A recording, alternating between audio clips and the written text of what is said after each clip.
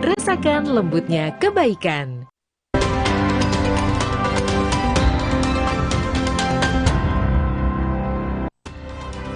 Anda kembali di Indonesia Update bersama saya Jihan Novita. Saudara, kebakaran di Kabupaten Ketapang, Kalimantan Barat terus meluas akibat angin kencang ditambah dengan lahan yang kering. Kebakaran lahan terus merambat ke lahan kering di Kecamatan Hilir Selatan, Kabupaten Ketapang, Kalimantan Barat. Upaya pemadaman kebakaran lahan terus diupayakan untuk memperbaiki kualitas udara di Ketapang yang menjadi kian memburuk. Data Kementerian Lingkungan Hidup mencatat, sejak Januari hingga September 2023, kebakaran lahan di Kabupaten Ketapang sudah mencapai lebih dari 10.000 hektar dan terbanyak berada di Kecamatan Hilir Selatan. Karena api mengarah ke melakukan suatu pemadaman lanjutan, di mana posisi sekarang lahan yang siap bakar itu cukup lumayan banyak dan posisi yang terbakar sekarang sudah mencapai 2 hektar. Semoga di dalam waktu kesempatan ini dalam beberapa hari mudah-mudahan kita berharap sama-sama cepat turun hujan sehingga bisa melakukan suatu pemadaman secara manual. Kebakaran di Gunung Lawu, wilayah Kabupaten Karanganyar, Jawa Tengah terus menjadi upaya pemadaman kebakaran dengan menggunakan waterbombing kembali dilanjutkan. Kepulan asap terlihat masih menyelimuti ratusan hektar kawasan Gunung Lawu di Hargotiling dan Pos 4 di Kecamatan Jenawi, Kabupaten Karanganyar, Jawa Tengah. Waterbombing difokuskan ke area titik api yang sulit dijangkau tim gabungan yang melakukan pemadaman secara manual. Kondisi cuaca yang berkabut tebal disertai angin kencang menjadi kendala pemadaman lewat udara. Asap tebal juga membuat jarak pandang tim jadi terbatas sehingga heli yang dijadwalkan belasan kali melakukan waterbombing hanya mampu melakukan 7 kali pemadaman.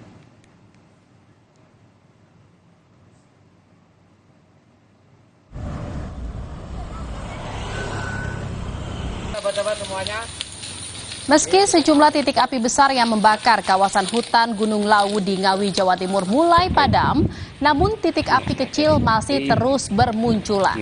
Kondisi angin kencang dan cuaca kering memaksa para relawan untuk terus berjibaku memadamkan api dan menjaga sekat bakar agar api tak meluas dan membesar.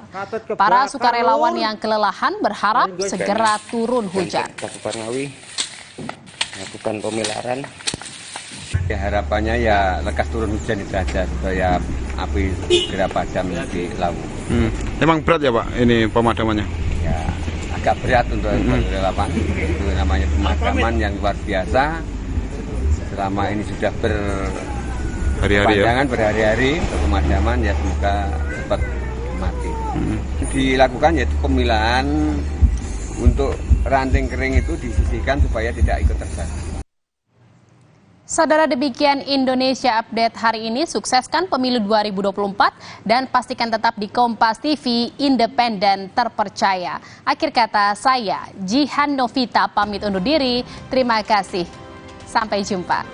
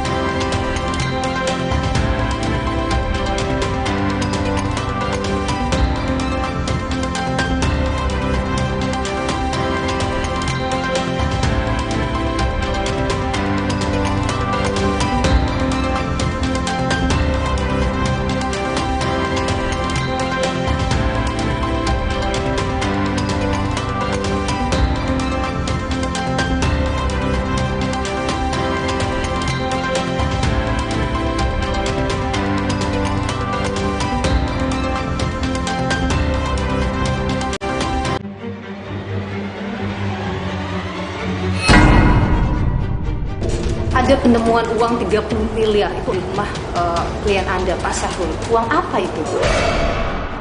Waktu itu Dito yang berinisiatif untuk mau mengamankan kasus atau pihak lain yang minta Dito mengamankan kasus? Nilu, Senin, 9 Oktober pukul 8:30 malam di Kompas TV. Sesaat lagi Anda akan menyaksikan Kompas Petang, didukung oleh 2 sendok kopi dan 1 sendok gula. Kopi luwak hitam baru.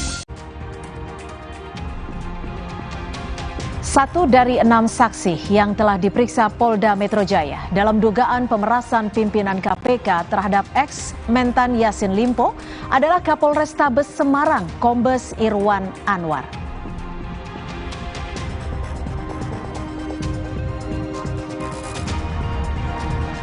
Menko Polhukam menyatakan adanya peningkatan titik panas yang menyebabkan kebakaran hutan dan lahan. Namun Mahfud menegaskan tak ada kiriman asap ke negara tetangga.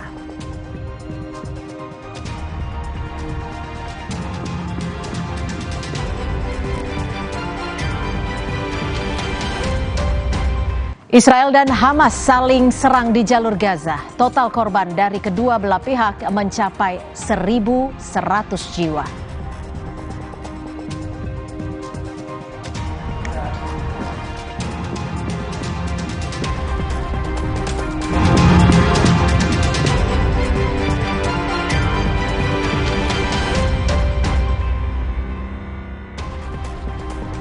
Selamat sore saudara, saatnya Anda menyaksikan program Berita Kompas Petang. Hari ini ada saya Audrey Chandra dan rekan Cynthia Rompas hanya di Kompas TV, independen terpercaya. Informasi pertama kami akan disampaikan Cynthia. Ya, terima kasih Audrey. Informasi pertama di Kompas Petang saudara. Pesawat Asian One berpenumpang 6 orang mengalami kecelakaan saat mendarat di Bandara Kenyam, Kabupaten Duga, Papua Pegunungan.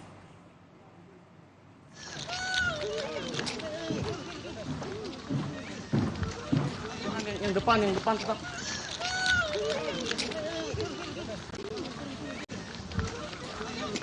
Dari video berikut ini saudara terlihat detik-detik pesawat dengan nomor PKLTF tergelincir sesaat mendarat. Dugaan sementara pesawat alami kendala teknis pada bagian rem sesaat mendarat di Bandara Kenyam. Yang depan tetap.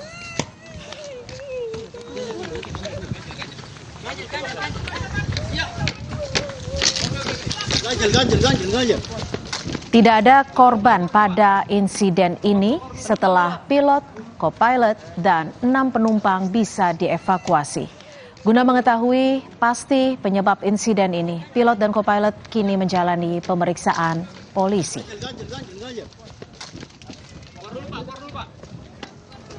Penumpang keluar. Informasi lain saudara, Menko Polhukam Mahfud MD terus berkoordinasi dengan KPK dan Polda Metro Jaya terkait dugaan pemerasan pimpinan KPK pada mantan Mentan Syahrul Yassin Limpo. Mahfud MD sebut kasus ini akan diselesaikan secara profesional, baik dan benar. Kasus dugaan pemerasan pimpinan KPK kepada Syahrul Yassin Limpo saat ini telah naik ke tahap penyidikan setelah polisi meminta keterangan dari beberapa saksi termasuk mantan Mentan. Foto pertemuan yang beredar antara Ketua KPK Firly Bahuri dan Yassin Limpo juga masuk materi penyidikan.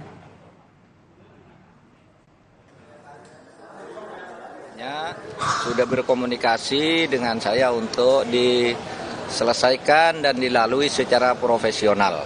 Jadi itu saja yang saya sampaikan. Saya terus berkoordinasi dengan KPK maupun dengan Polda agar ini selesai dengan benar dan baik. Gitu aja. Kapolrestabes Semarang, Kombes Irwan Anwar dipanggil ke Polda Metro Jaya untuk menjalani pemeriksaan sebagai saksi. Hal ini dibenarkan Kabid Humas Polda Jawa Tengah, Kombes Satake Bayu. Pemanggilan dilakukan pada beberapa hari lalu. Polda Jawa Tengah mendukung langkah pengusutan kasus dugaan pemerasan yang tengah disidik Polda Metro Jaya. Pemanggilan lanjutan bagi Kapolrestabes Semarang juga dipersilakan untuk kebutuhan penyidikan.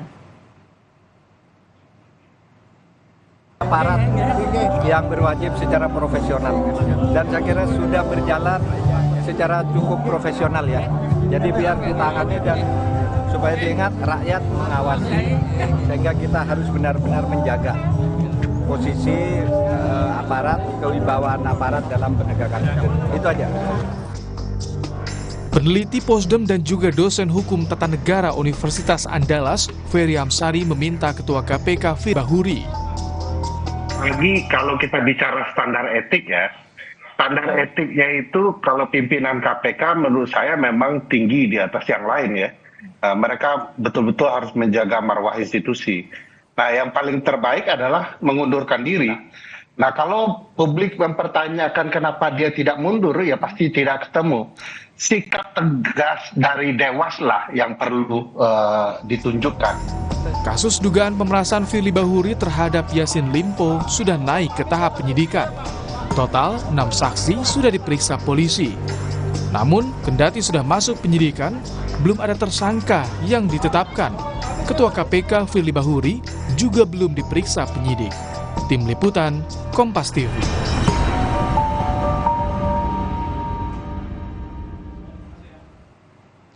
Direktorat Reserse Kriminal Khusus Polda Metro Jaya telah memeriksa 6 saksi pada kasus dugaan pemerasan oleh pimpinan Komisi Pemberantasan Korupsi.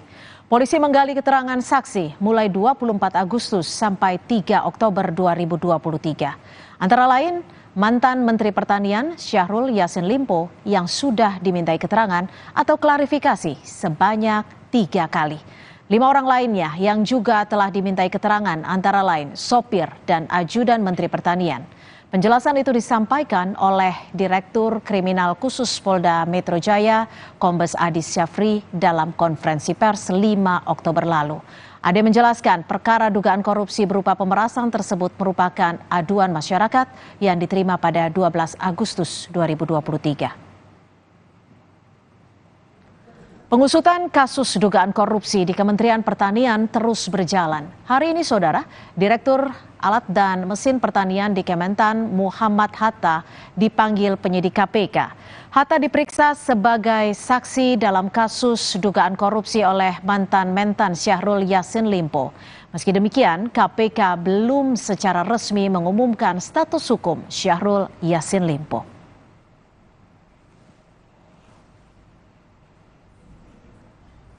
Dan Saudara, informasi lebih lengkap soal keterlibatan Kapolrestabes Semarang di kasus dugaan pemerasan Syahrul Yassin Limpo oleh Ketua KPK, kita akan tanyakan pada jurnalis Kompas TV. Sudah ada Leo Taufik di Polda Metro Jaya. Leo, dalam kapasitasnya sebagai apa Kapolrestabes Semarang ini diperiksa, Leo?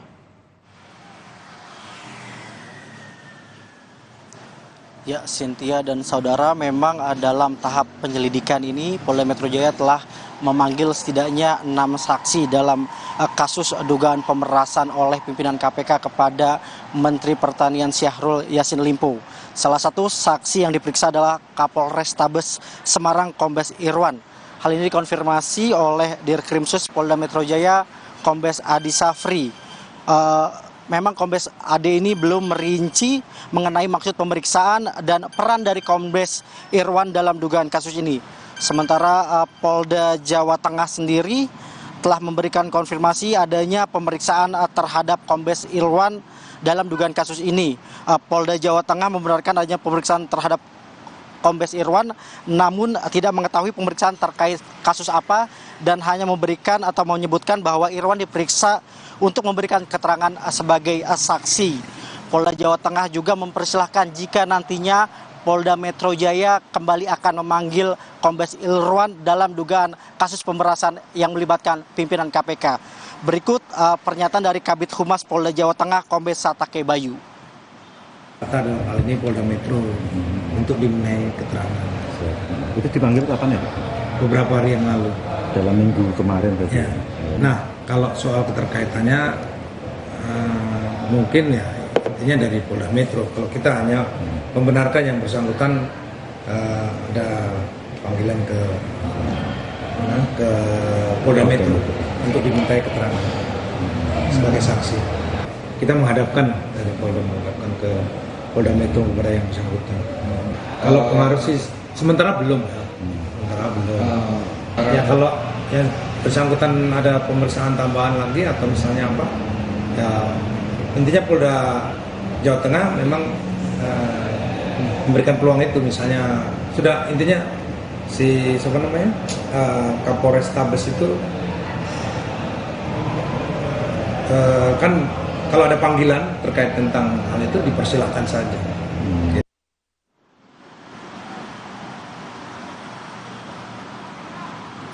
Ya, Polda Metro Jaya memang telah mengkonfirmasi bahwa nantinya Kapolres Tabes Semarang Kombes Irwan Anwar ini kembali akan dipanggil ke Polda Metro Jaya dalam tahap penyidikan. Sebelumnya Polda Metro Jaya memang telah meningkatkan status dugaan kasus pemerasan ini dari tahap penyelidikan ke tahap penyidikan.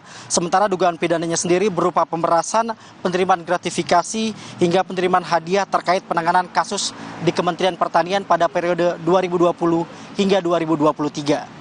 Cynthia. Leo, lalu adakah informasi yang Anda peroleh terkait dengan pihak-pihak lainnya yang akan kembali diperiksa oleh Polda Metro Jaya atau mungkin Ketua KPK Firly Bahuri?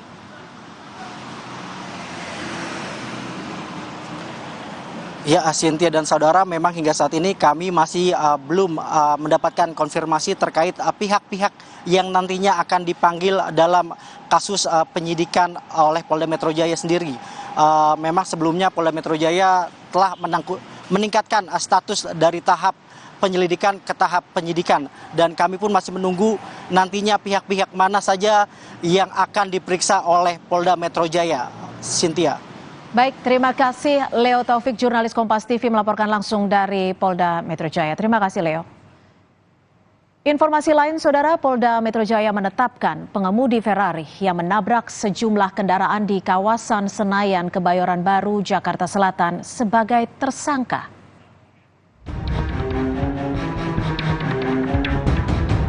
Peristiwa yang terjadi pada Minggu pagi ini membuat sang pengemudi RAS ditetapkan sebagai tersangka. Polisi menyebut tersangka yang diduga mengantuk itu memacu kendaraannya di atas 100 km per jam. Tak hanya menabrak sejumlah kendaraan, tersangka juga sempat memancing keributan dengan memukul salah satu korban. Melakukan tahapan gelar perkara untuk menaikkan status dari tersangka.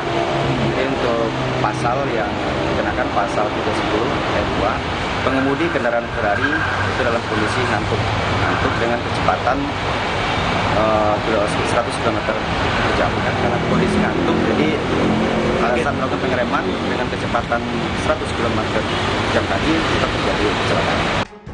Polda Metro Jaya menyebut tersangka siap bertanggung jawab dan mengganti kerugian para korban atas ulahnya itu. Meski tersangka tidak ditahan, namun Polda Metro Jaya memastikan transparan tangani kasus ini. Ardi Praseno, Kompas TV, Jakarta.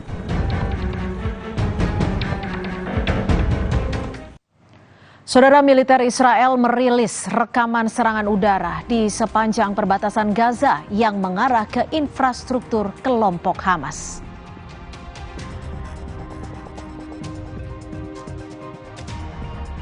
Lainnya di Kompas Petang, bakal Capres Koalisi Perubahan untuk Persatuan Anies Baswedan mengaku optimistis bertarung di Pilpres 2024 meski kader salah satu parpol pengusungnya tengah tersandung kasus dugaan korupsi. Selengkapnya usai jeda, tetap bersama kami.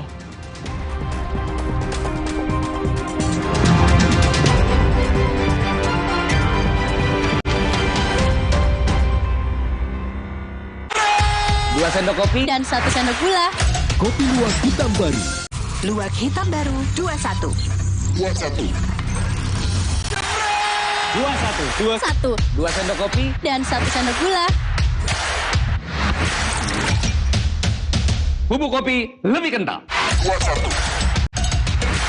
Cocok banget. Cocok kopinya, cocok manisnya. 21. Dan manisan mantap. Diberikan bola ke depan kawan.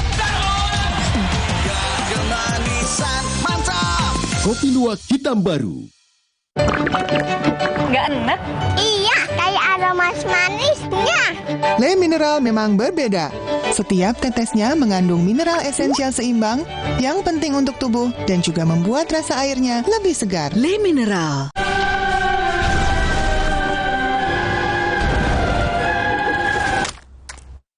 Tenang, ini bukan akhir dunia. Noda menetap tinggal dilap dengan formula terbaru Dulux Easy Clean.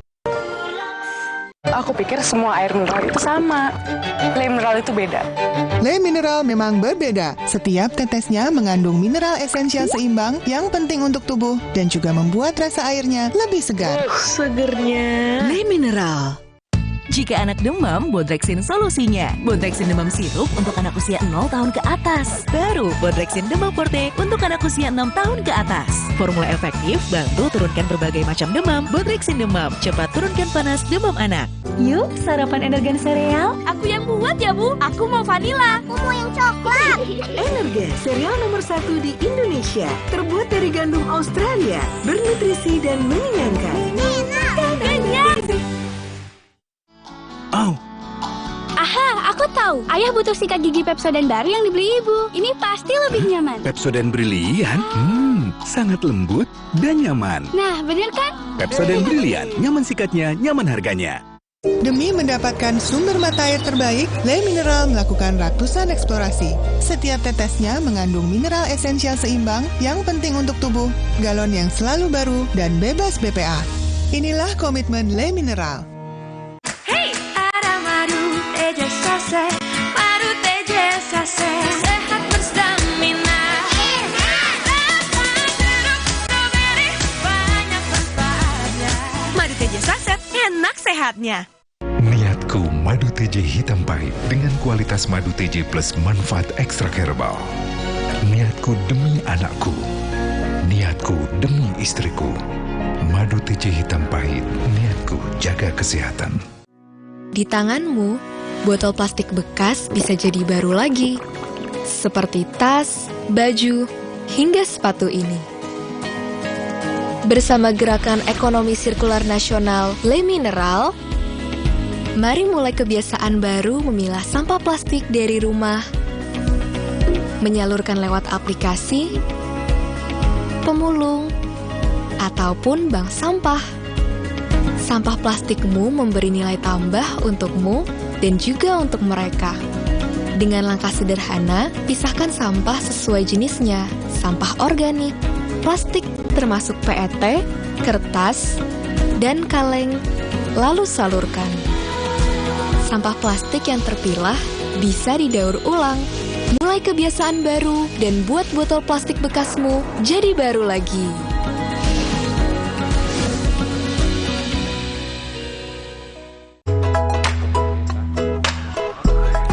Ini Minggu ya. Stop dulu kerjanya. Hai ayah semua yuk seru-seruan. Wo oh oh oh Oreo. Wo oh oh oh Oreo. Cocok kopinya, cocok manisnya. Kopi luwak hitam baru.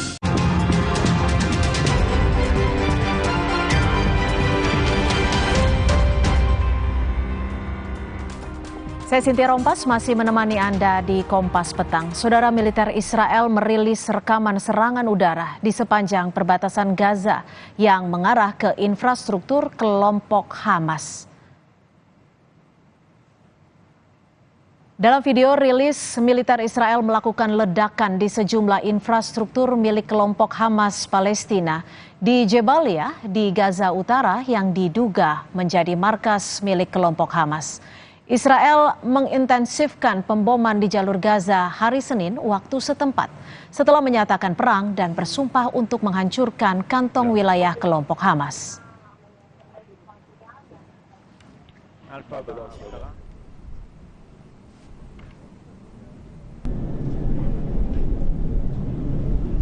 Kepulan asap terlihat membumbung di atas langit Gaza Senin pagi setelah serangan fajar terjadi sejak malam hingga pagi hari. Militer Israel bahkan resmi menyatakan perang untuk menghancurkan markas kelompok Hamas Palestina. Lebih dari 1.100 orang meninggal dunia dan ribuan orang terluka karena serangan dari Hamas dan Israel.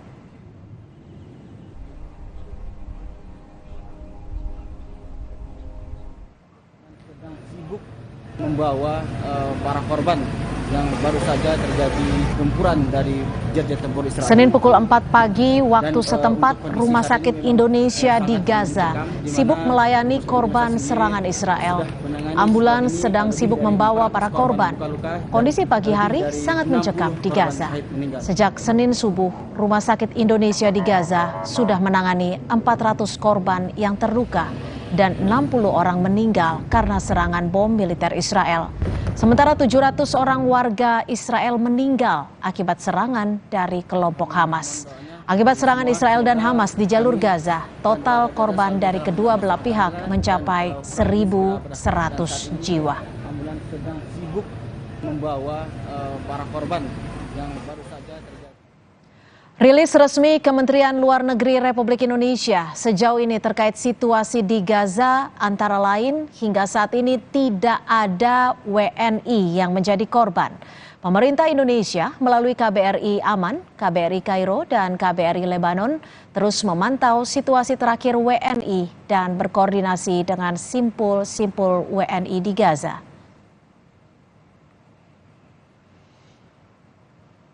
Dalam catatan KBRI, jumlah WNI yang berdomisili di wilayah Gaza sebanyak 13 orang. Hotline KBRI aman di 96 277 915 0407.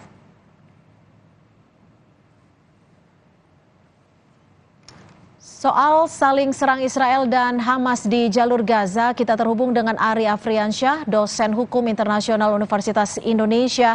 Selamat sore Pak Ari, terima kasih sudah bergabung bersama kami di Kompas Petang.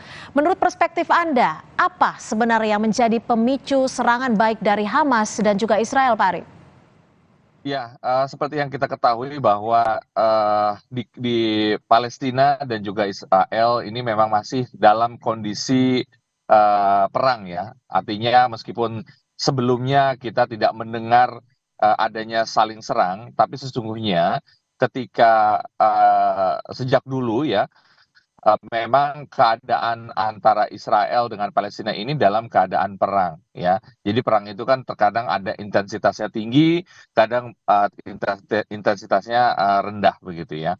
Nah kali ini memang terlihat sangat jelas ketika kelompok dari Hamas, dalam hal ini mungkin kita menganggapnya negara Palestina, itu melakukan serangan kepada Israel begitu. Saya juga tidak mengerti apa yang menjadi tujuan atau alasan kenapa Hamas tiba-tiba melancarkan serangan yang cukup besar terhadap Israel.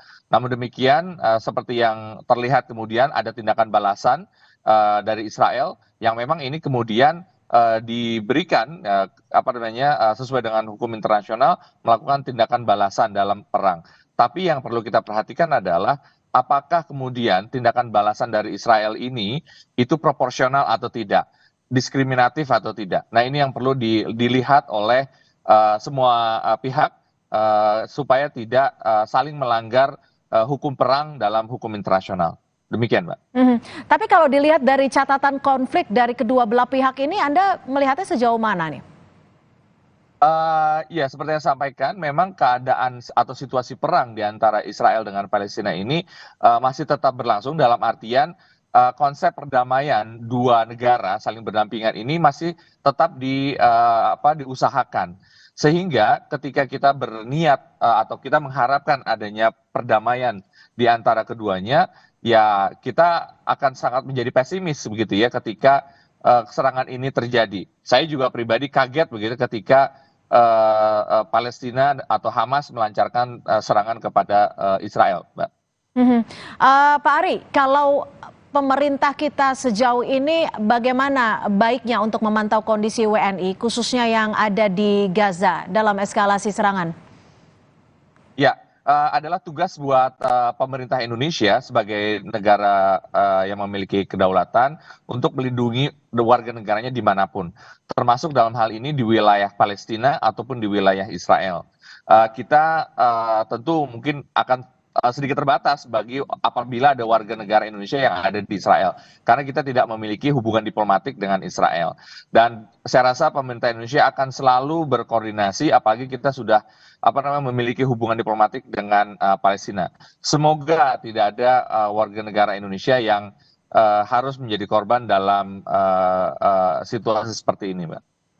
Pak Ari, ini kan kalau tadi kita lihat informasi bahwa pagi tadi Rumah Sakit Indonesia di Gaza ini sudah mulai ramai untuk membantu para korban. Apakah Indonesia saat ini harus lebih memberikan peran besar untuk memberikan bantuan lebih besar lagi?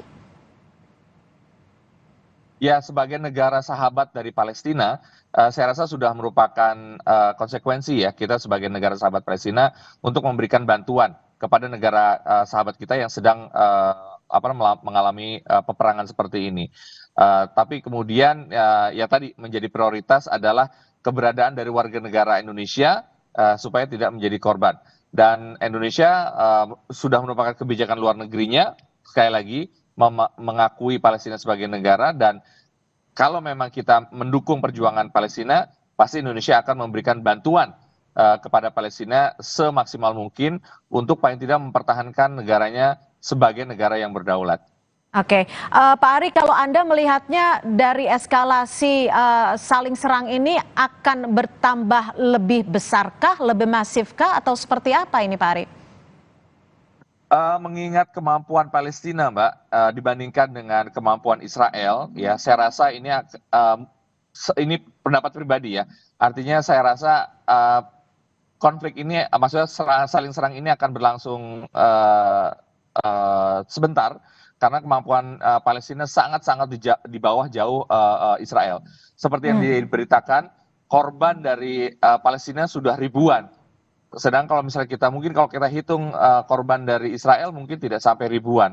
Nah ini yang kemudian sangat mengkhawatirkan dari sisi konflik ini, karena kekuatan yang sangat-sangat tidak seimbang antara Israel dengan Palestina. Pak Ari, jika memang betul nantinya Uni Eropa dan juga Amerika akan berpihak kepada memberikan bantuan kepada Israel, lalu bagaimana dengan sikap Indonesia? Karena kita tahu Indonesia sikapnya adalah jelas untuk membela Palestina. Ya, saya rasa ini sudah dimengerti oleh pihak manapun yang notabene berseberangan memiliki kebijakan luar negeri terhadap Israel dan Palestina ini. Dan saya rasa hal tersebut tidak akan mempengaruhi hubungan antara Indonesia dengan Amerika Serikat. Karena kita tahu bahwa ya tadi Amerika juga memiliki kebijakan untuk mendukung Israel dalam hal ini. Dan saya rasa perlu kita juga perhatikan bahwa tidak ada yang menginginkan peperangan yang memakan korban jiwa. Saya rasa negara lain juga menginginkan penghentian dari konflik yang sedang berlangsung ini. Baik, terima kasih Pak Ari Afriansyah, dosen Hukum Internasional Universitas Indonesia, sudah bergabung bersama kami di Kompas Petang. Selamat sore. Saudara, soal desakan nonaktif Ketua KPK Firly Bahuri di tengah pengusutan dugaan pemerasan, Komisi 3 DPR menyatakan hal ini menjadi wewenang Presiden.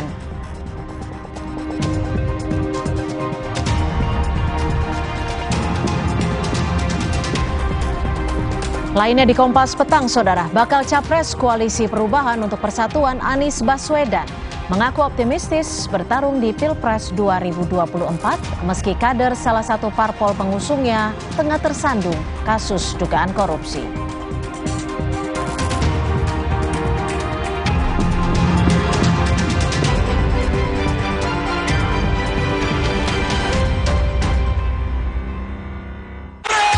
Dua sendok kopi dan 1 sendok gula. Kopi luwak hitam baru. Demi mendapatkan sumber mata air terbaik, Le Mineral melakukan ratusan eksplorasi. Setiap tetesnya mengandung mineral esensial seimbang yang penting untuk tubuh, galon yang selalu baru, dan bebas BPA. Inilah komitmen Le Mineral. Luwak hitam baru 21. 21. 21. 2 sendok kopi dan 1 sendok gula. Bubuk kopi lebih kental. Cocok banget. Cocok kopinya, cocok manisnya. 21. Dan manisan mantap. Diberikan bola ke depan kawan. Kemanisan mantap. Kopi luwak hitam baru. Le Mineral beda banget, lebih smooth, lebih segar. Le Mineral memang berbeda. Setiap tetesnya mengandung mineral esensial seimbang yang penting untuk tubuh dan juga membuat rasa airnya lebih segar. Dan lebih enteng. Le Mineral. Mau mie. Tenang, kan ada mie oven. Pilihan lebih sehat. Produksinya di oven, bukan digoreng. Mie-nya kenyal, rasanya lebih enak. Enak.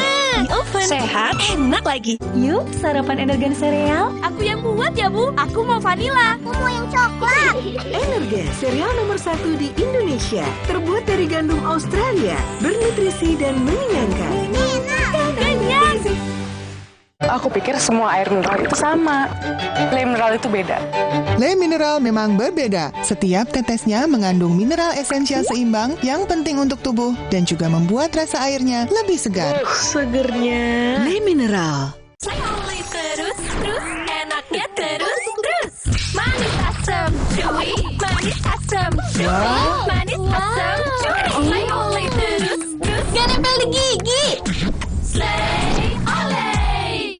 Aqua percaya akan kebijaksanaan dan keajaiban alam. Aqua berasal dari gunung-gunung terpilih, bukan tempat yang mudah tercemar. Aqua disaring oleh lapisan bebatuan pelindung tanpa proses rekayasa. Aqua mengandung mineral alami tanpa tambahan zat berbahaya. Sehingga Aqua terasa dingin tanpa didinginkan. Jelaskan kalau tak semua air itu Aqua. Aqua 100% murni. Langkahku tak pernah berhenti karena kesegarannya. Givija Perfume Beauty Body Wash baru dengan rose water dan argan oil merawat dan melembutkan kulitku saat mandi. Givija Perfume Beauty Body Wash Rose Water and Argan Oil baru. Wingscare. Demi mendapatkan sumber mata air terbaik, Le Mineral melakukan ratusan eksplorasi. Setiap tetesnya mengandung mineral esensial seimbang yang penting untuk tubuh, galon yang selalu baru dan bebas BPA. Inilah komitmen Le Mineral. Mau mie. Tenang, kan ada mie oven. Pilihan lebih sehat. Produksinya di oven, bukan digoreng. Mie-nya kenyal, rasanya lebih enak. Enak. Mie oven, sehat, enak lagi. Aqua percaya akan keajaiban alam. Maka, kami tidak menggunakan galon sekali pakai. Galon kami disanitasi dengan seksama sebelum diisi ulang. Aqua 100% murni. Cocok kopinya, cocok manisnya. Kopi luwak hitam baru.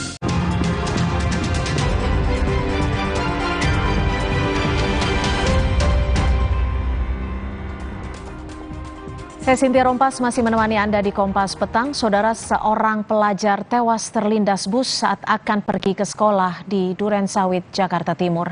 Jasad korban langsung dibawa ke Rumah Sakit Polri Kramat Jati.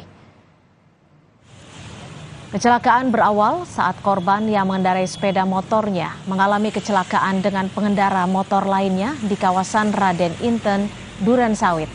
Remaja 17 tahun ini sempat terpental dari... Kita kan nggak tahu jangan namanya kejadian, tahu udah kejadian di belakang aja.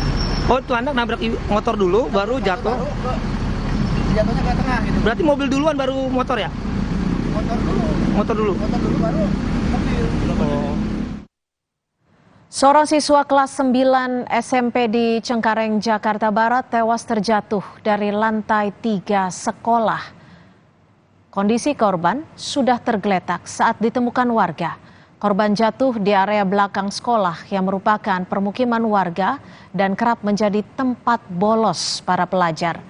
Meski langsung dibawa ke rumah sakit, korban tak tertolong dan meninggal dunia. Polisi masih menyelidiki dan mencari rekaman CCTV serta memeriksa sejumlah saksi. Ada anak murid jatuh di belakang. Ini posisi belakang kan, belakang sekolahan ini. Loncatnya? Oh, loncatnya nggak ada tahu. Orang sepi, Gang. Kalau udah jam 9:30 kan anak sekolah pada istirahat di depan. Meninggal dunia. Untuk dugaannya penyebab meninggalnya korban kita masih dalam. Untuk di TKP kita full bucket, termasuk kita cek apakah ada titik CCTV termasuk saksi-saksi yang mengetahui kejadian. Kita ke informasi lain, Saudara. Bakal Capres Koalisi Perubahan untuk Persatuan, Anies Baswedan, mengaku optimistis bertarung di Pilpres 2024. Meski kader salah satu parpol pengusungnya telah tengah tersandung kasus dugaan korupsi. Hal ini diungkap Anies menanggapi kasus dugaan korupsi politisi asal Partai Nasdem, Syahrul Yassin Limpo. Menurut Anies, dirinya bersama Muhaimin tetap fokus menyapa warga di berbagai daerah untuk menyampaikan visi misinya. Kita akan jalan terus menjangkau semua, dialog dengan semua, dan kami optimis dan antusiasme masyarakat itu real. Jadi kami optimis, kita yakin bahwa ikhtiar perubahan ini nanti akan diberi jalannya untuk berhasil. Saudara, mantan Menteri Pertanian Syahrul Yassin Limpo menemui Presiden Joko Widodo di Istana Merdeka pada Minggu malam. Syahrul pamit ke Jokowi usai mengundurkan diri dari jabatannya sebagai Menteri Pertanian sekaligus menyampaikan terima kasih dan maaf kepada Presiden Joko Widodo.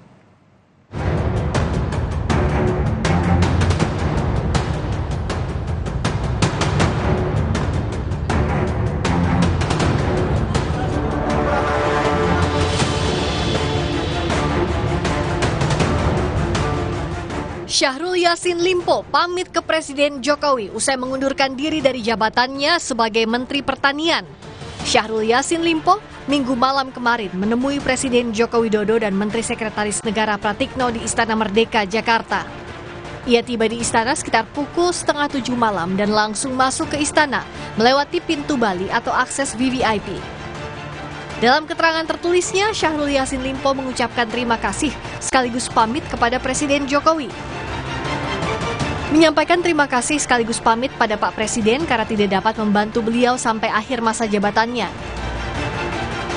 Jika ada kesalahan selama menjadi menteri, hal itu adalah tanggung jawab saya yang menjalankan jabatan ini.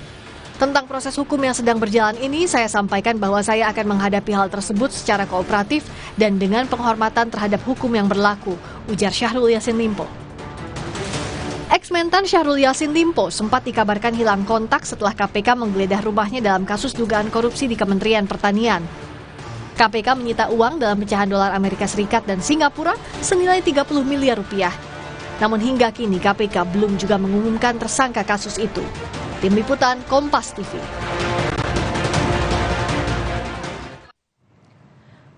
Saudara, Menkominfo Budi Ari Setiadi memastikan akan adanya kocok ulang kabinet atau reshuffle pasca pengunduran diri ex-mentan Syahrul Yassin Limpo.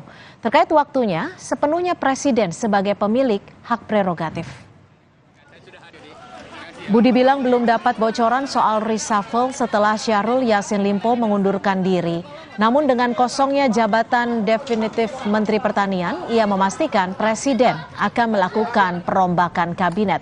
Soal waktu dan penggantian, Syahrul Yassin Limpo, Menkominfo menyerahkan sepenuhnya kepada Presiden. Apalagi untuk sementara, kursi Mentan pun telah diambil alih oleh PLT yang dijabat oleh Kepala Badan Pangan Nasional, Arief Prasetyo. Reshuffle dipastikan. Iyalah, pasti dong. Mentan definitif kan? Ya belum baru. Dinamikanya seperti apa, Pak? Belum, masih kan sekarang masih PLT kan. PLT kan perlu waktu sebulan, 2 bulan ini kan nggak tahu. Tapi benar kalau Demokrat ditawarin untuk jadi kabinet? Ya, semua isu boleh aja, pokoknya oke, itulah pokoknya semua keputusan terbaik dari Pak Presiden aja lah. Ya. Berarti nanti tidak hanya untuk mengisi Kementan saja dong, Pak? Ada menteri-menteri lain yang mungkin semua, atau ya kan semua kemungkinan terbuka kan. Namanya juga ada yang kosong ya. Tapi kan kita mau pilih yang bisa mengeksekusi karena waktu kita kan pendek ya. Saudara, Partai Kebangkitan Bangsa PKB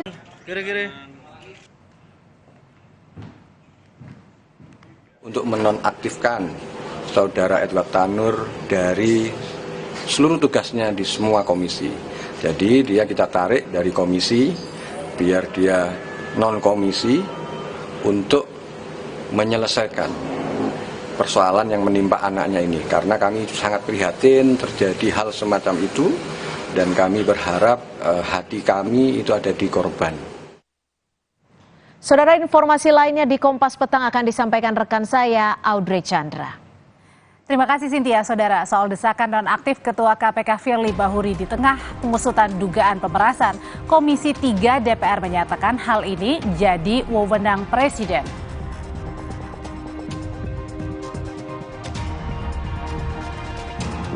Wali Kota Solo Gibran Rakabuming Raka masih belum mengiyakan tawaran bergabung ke tim pemenangan nasional Baca Pres Ganjar Pranowo.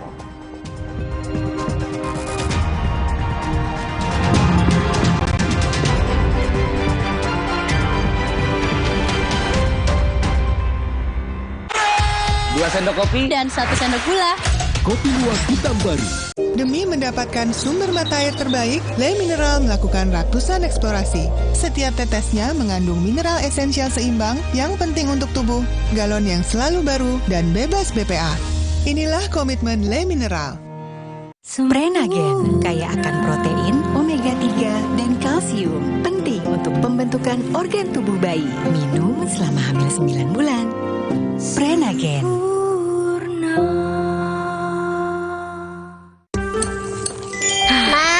Minum dulu biar nggak capek. Senang kan melihat anak tumbuh dengan baik bersama Morinaga Cilgo, nutrisi berkualitas untuk dukung daya tahan tubuh, bantu tumbuh kembangnya. Morinaga Cilgo. Aqua percaya akan keajaiban alam, maka kami tidak menggunakan galon sekali pakai. Galon kami disanitasi dengan seksama sebelum diisi ulang. Aqua 100% murni. Yuk, sarapan Energen sereal. Aku yang buat ya, Bu. Aku mau vanila. Aku mau yang coklat. Energen, sereal nomor 1 di Indonesia. Terbuat dari gandum Australia. Bernutrisi dan mengenyangkan. Kenyang. Ini Minggu, Ayah. Stop dulu kerjanya. Hai ayah semua, yuk seru-seruan. Wo oh oh oh Oreo. Wo oh oh oh Oreo. Rasa takoyaki yang creamy, asin, manis, bertabur katsuobushi. Nikmatnya sungguh meriah. Indomie Ramen Series, nikmat otentiknya Pangzoku.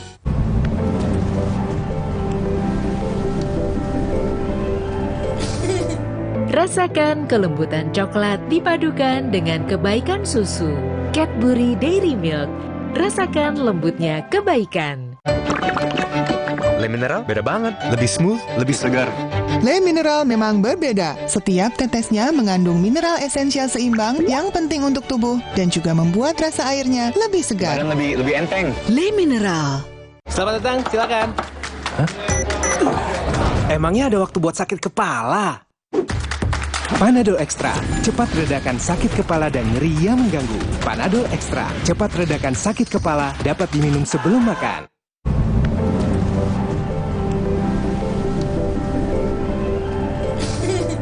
Rasakan kelembutan coklat dipadukan dengan kebaikan susu.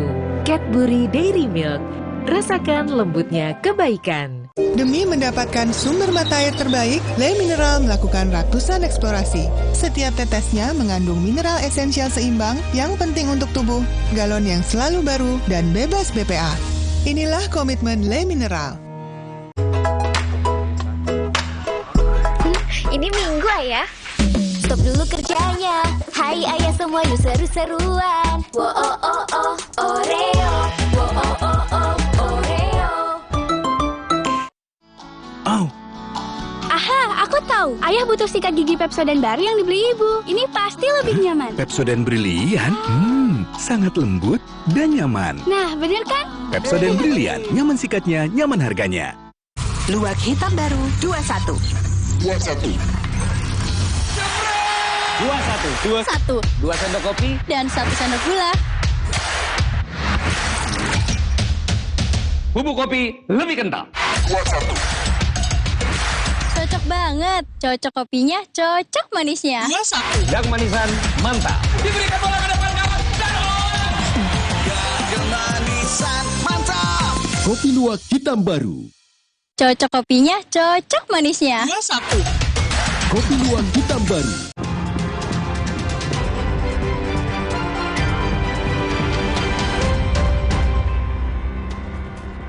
Saudara Menko Polhukam Mahfud MD terus berkoordinasi dengan KPK dan Polda Metro Jaya terkait dugaan pemerasan pimpinan KPK pada mantan Mentan Syahrul Yassin Limpo. Mahfud MD sebut kasus ini akan diselesaikan secara profesional, baik dan juga benar. Kasus dugaan pemerasan pimpinan KPK kepada Syahrul Yassin Limpo saat ini telah naik ke tahap penyidikan setelah polisi meminta keterangan dari beberapa saksi termasuk mantan mentan. Foto pertemuan yang beredar antara Ketua KPK Firly Bahuri dan Yassin Limpo juga masuk dalam materi penyidikan. Sudah berkomunikasi dengan saya untuk diselesaikan dan dilalui secara profesional. Jadi itu saja yang saya sampaikan. Saya terus berkoordinasi dengan KPK maupun dengan Polda agar ini selesai dengan benar dan baik. Gitu aja. Sementara menurut Wakil Ketua Komisi 3 DPR Ahmad Sahroni, saat ada pimpinan lembaga yang berurusan dengan hukum, maka pihak yang dapat memutuskan penonaktifan adalah Presiden. Sementara itu, untuk institusi yang menangani kasusnya bisa memberikan rekomendasi. Jika pemimpin KPK benar terseret dalam kasus yang ditangani Polri, maka Polri bisa memberikan rekomendasi kepada Presiden dan kemudian pilihan penonaktifan dikembalikan kepada Presiden. Terkait dengan isu penonaktifkan Ketua KPK, saya rasa yang lebih kompeten adalah dari pihak institusi penegakan hukum yang berperkara. Misalnya polisi memberikan rekomendasi kepada Bapak Presiden untuk melaporkan hal terkait berperkara apa yang dimaksud. Jadi terkait yang seperti ini adalah institusi langsung kepada pemimpin negara. Polda Metro Jaya telah memeriksa 6 saksi kasus dugaan Ketua KPK Firly Bahuri peras mentan. 2 diantaranya saksi tersebut yakni Syahrul Yassin Limpo dan Kapolrestabes Semarang. Lalu seperti apa pengusutan kasus ini oleh polisi? Kami bahas sore ini bersama dengan Komisioner Kompolnas Yusuf Warshim dan Direktur Eksekutif Lingkar Madani Ray Rangkuti. Sore Bapak-Bapak. Sore. Selamat sore Audrey. Saya mau ke Pak Yusuf terlebih dahulu. Pak Yusuf, jadi apakah perlu nih Polri segera panggil Pak Firly? Baik, terima kasih. Kompolnas sendiri tentu dalam hal ini memandang Polri dan KPK itu sama-sama aparat penegak hukum. Dia sederajat dan setara. Di antara salah satunya tidak ada yang superior. Kompolnas tentu menghormati apa yang menjadi kewenangan KPK. Persoalan ini, para koruptor itu jangan sampai tertawa. Batasan tindak pidana korupsi tetap kita dukung dan kita dorong. Kapan KPK itu menetapkan seseorang menjadi tersangka, dilakukan penyelidikan dan penyidikan, tentu sepenuhnya itu menjadi kewenangan KPK. Soal ada pengaduan masyarakat di Polri, tentu semuanya itu diproses dan Kompolnas sebagai pengawas akan melakukan pemantauan. Hanya yang terus kami dorong agar penanganan pengaduan masyarakat dugaan pemerasan, saya menyebutnya oleh oknum KPK ini, benar-benar dilakukan secara profesional dan transparan. Profesionalnya dan transparannya seperti apa Pak Yusuf rekomendasinya?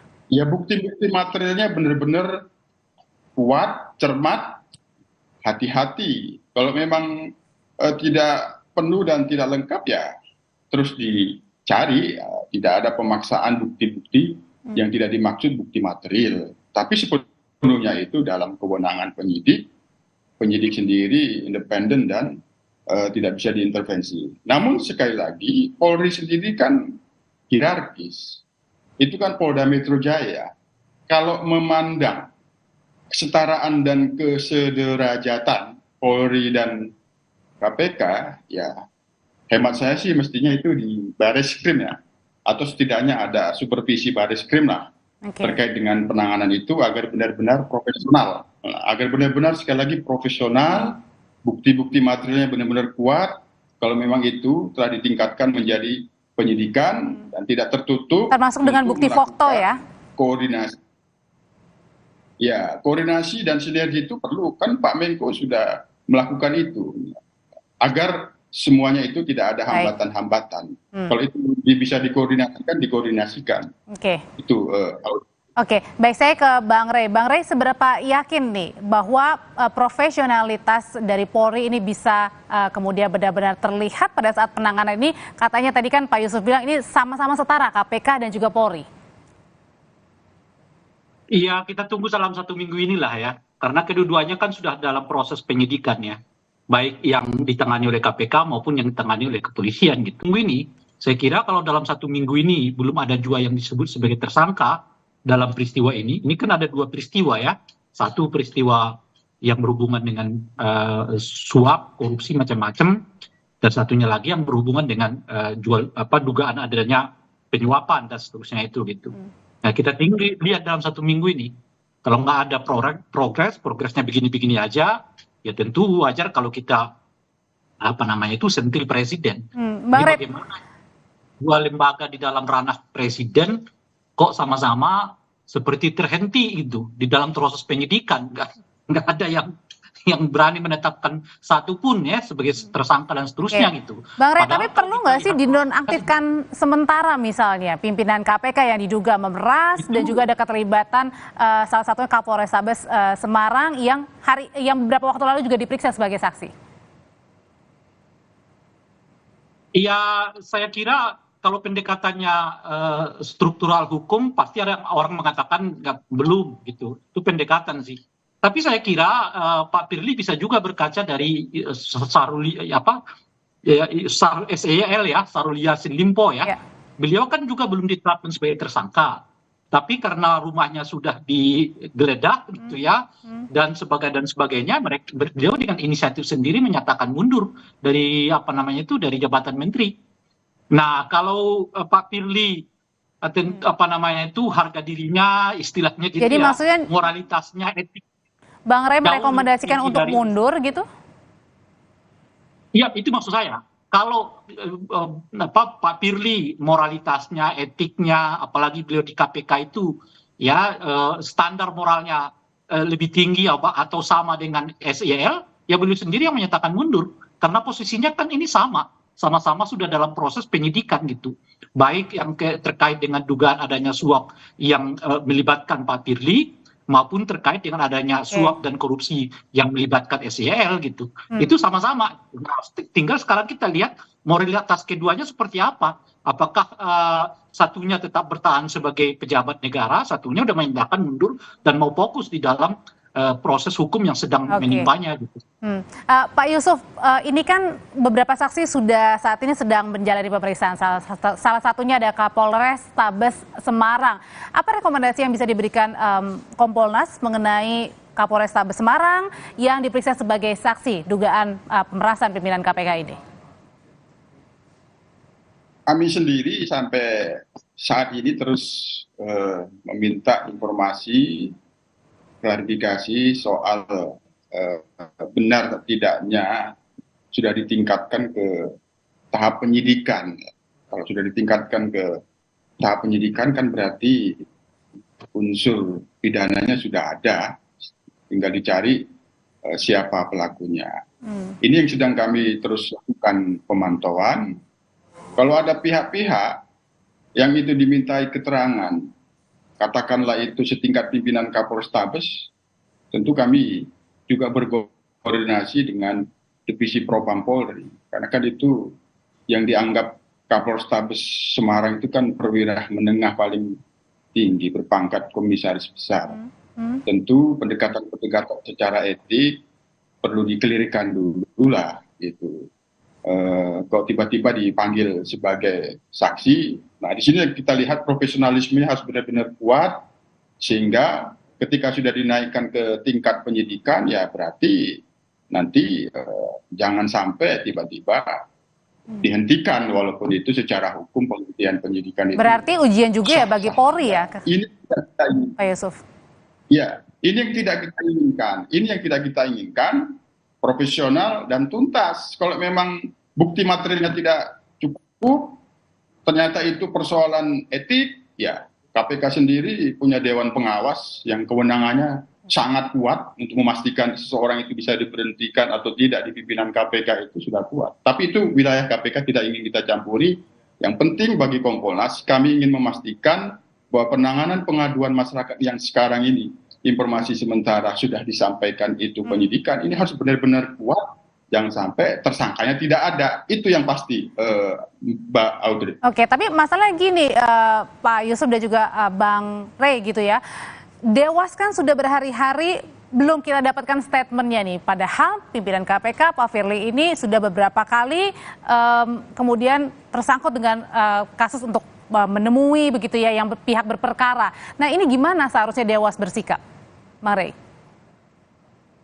Aduh, kan sejak dari dahulu saya sudah mengatakan bahwa desain dari struktur KPK baru ini nggak akan banyak mengubah perilaku di lingkaran KPK.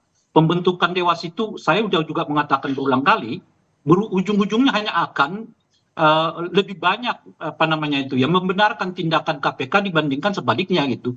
Itu yang kita lihat akhir-akhir ini kan. Saya kira persidangan etik yang sebelumnya terkait dengan kasus Pak Tanak itu juga menggambarkan kepada kita bagaimana satu peristiwa yang karena barang buktinya sudah dihilangkan lalu dibebaskan dari tuduhan dugaan adanya pelanggaran etik gitu. Saya khawatir juga kalau Dewan Pengawas KPK berlama-lama yang seperti ini, barang-barang bukti hilang juga lalu kesimpulannya sama juga gitu loh. Perkara nggak bisa dilanjutkan karena barang bukti sudah hilang. Padahal penghilangan barang bukti itu juga satu persoalan tersendiri gitu kira-kira tuh. Tapi kenyataannya Dewas KPK nggak mengungkapnya tuh gitu. Nah itulah yang saya sebut tadi bahwa Dewan Pengawas KPK lah macam-macam dan seterusnya itu pada ujungnya hanya akan bertindak lama-kelamaan akan membenarkan tindakan MK dibandingkan yang sebaliknya, dan itulah yang kita lihat akhir-akhir ini termasuk dalam perkara yang sangat terang benderang seperti sekarang kan. Saya malah menduga kalau sekiranya ini tidak ditangani oleh kepolisian belum tentu. Artinya Bang Rey ini pesimis dengan Dewas KPK? Ya, kurang lebih begitu. Saya kira nanti mungkin justru proses di kepolisian itu jauh lebih cepat dibandingkan dengan di Dewan Pengawasnya gitu. Dan kemudian kalau untuk Pak Yusuf sendiri, apakah perlu juga untuk sementara meskipun masih menjadi saksi ya, Kapolrestabes Semarang ini untuk sementara misalnya dinonaktifkan? Dalam hal apa tentunya semuanya itu terkait dengan apa sebenarnya keterlibatannya seperti apa. Makanya dalam hal ketika dimintain sebagai saksi, apakah itu undangan klarifikasi, tentu perlu dikoordinasikan dengan pihak Divisi Propam agar SOP, termasuk SOP penanganan tindak pidananya benar-benar sesuai dengan SOP standar etika profesi, sehingga di situ nanti akan terlihat ini dipanggil atau diundang apakah ada persoalan etiknya dulu pasti yang kelihatan gitu. Kalau itu kalau itu ada keterlibatan itu pasti persoalan etiknya dulu yang terlihat, baru unsur pidananya di kemudian hari. Oleh karena itulah kami menyarankan agar sekiranya ini menjadi arahan Divisi Propam Mabes Polri, karena yang disebut-sebut dugaan Kapolrestabes Semarang itu adalah perwira menengah yang paling atas. Jadi ya bagaimana pengawasan di bidang etika profesinya itu dipastikan dulu. Kok tiba-tiba sudah diperiksa-periksa agar benar-benar profesional dilakukan agar tidak menjadi hambatan-hambatan untuk memastikan yang sudah dalam tahap penyidikan ini. Beberapa saksi kan sudah diperiksa, tapi yang belum diperiksa adalah terduganya nih. Apakah perlu diperiksa sesegera mungkin, Pak Yusuf? Gimana? Putus-putus? Iya, ada beberapa saksi yang sudah diperiksa, tapi terduganya ini belum diperiksa alias pimpinan KPK Pak Firly. Apakah perlu diperiksa sesegera mungkin di Polda? Ya itu kan kadang-kadang menjadi bagian dari strategi penyidikan ya. Menjadi penyidikan tidak bisa dipastikan misalnya yang dilaporkan terus langsung diperiksa.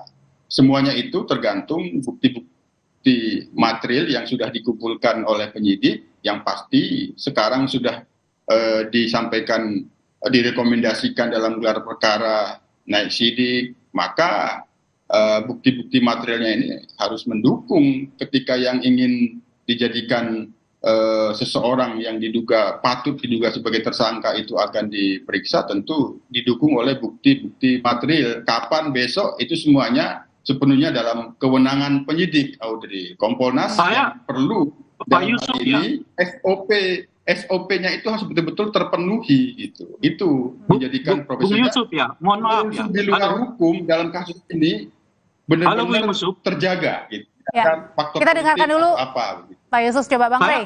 Silakan Bang. Saya boleh tanya ya Bung Yusuf, karena dari tadi saya merasa mendengar Bung Yusuf ini seperti meragukan proses yang tengah berjalan di kepolisian ini gitu loh.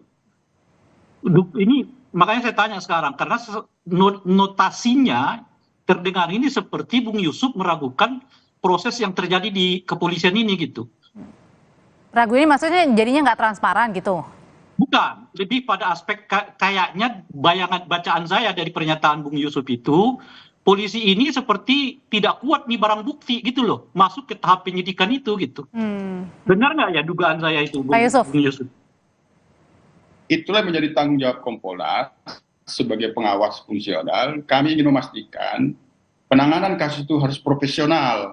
Profesional itu di dalamnya ya benar-benar perkara itu akan menjadi terang. Itu yang kami tidak inginkan. Sekarang yang dikatakan itu menjadi penyidikan, tapi tersangkanya tidak bisa ditentukan. Yang dikhawatirkan Bung Rey tadi akan berlama-lama. Itu yang ingin kami tidak pastikan. Tapi kan naik ke penyidikan bukannya harusnya sudah punya alat bukti yang cukup, Pak Yusuf? Kalau itu terkait dengan bagaimana buktinya itu cukup atau tidak, itu tentu kan dalam kewenangan penyidikan. Tidak bisa kita sampaikan dalam forum seperti ini. Tapi sekali lagi, itu segera dipastikan pekerjaan ini tuntas, sudah dinaikkan penyidikan, maka ya tersangkanya tinggal dituju kepada siapa. Itu yang tidak boleh terhalang. Kalau memang ada hambatan-hambatan perlu koordinasi dan sinergi, itu perlu dilakukan. Tapi sekali lagi, Audrey, koordinasi, sinergi, jangan sampai menghambat kewenangan di antaranya.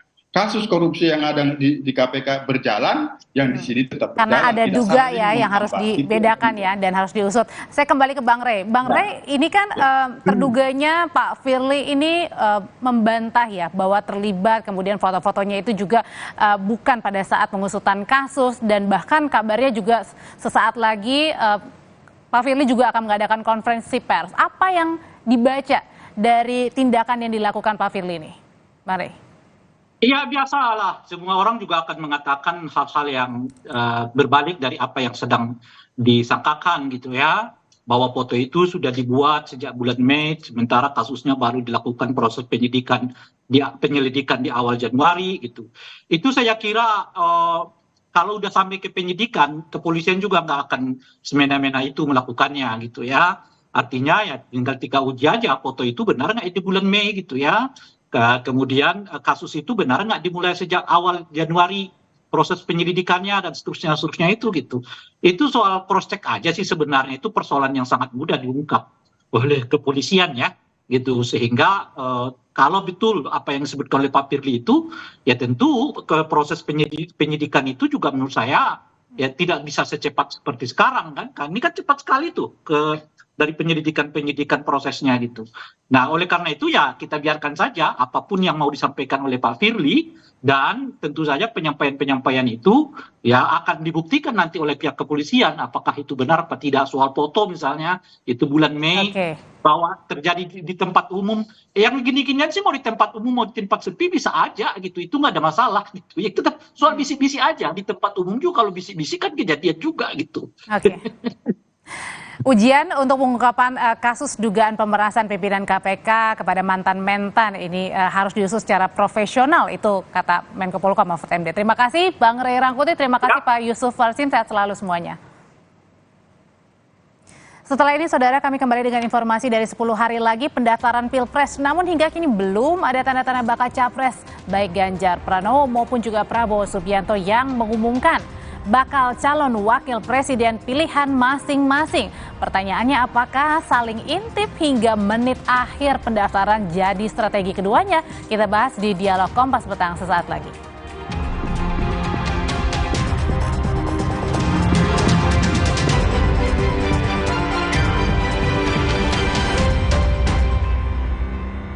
Prenagen kaya akan protein, omega 3, dan kalsium. Penting untuk pembentukan organ tubuh bayi. Minum selama hamil 9 bulan. Prenagen.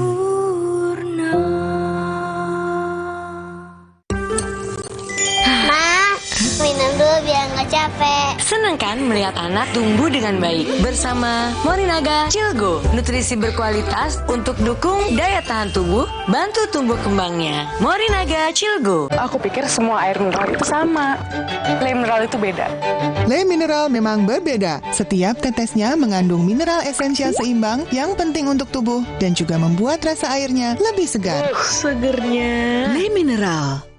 Omehar, minyak ikan pilihan dari laut dalam. Omehar, suplemen omega 3 esensial. Dalam mini kapsul, lebih mudah ditelan. Diproses dengan teknologi modern di Amerika. Bantu pelihara kesehatan tubuh kini dan nanti.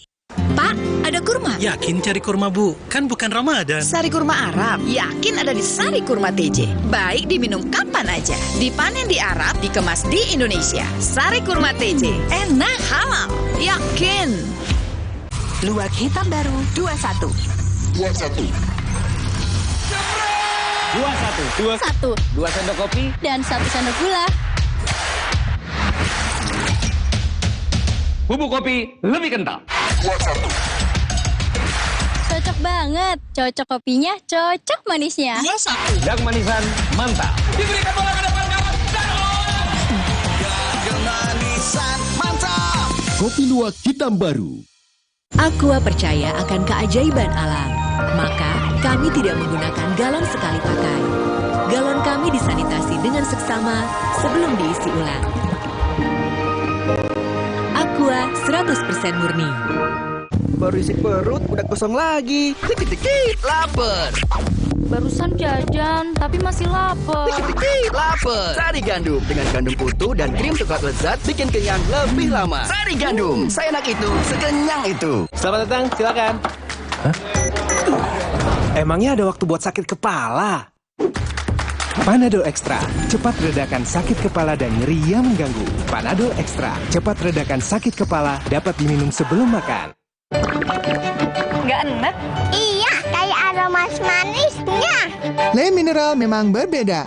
Setiap tetesnya mengandung mineral esensial seimbang yang penting untuk tubuh dan juga membuat rasa airnya lebih segar. Le mineral.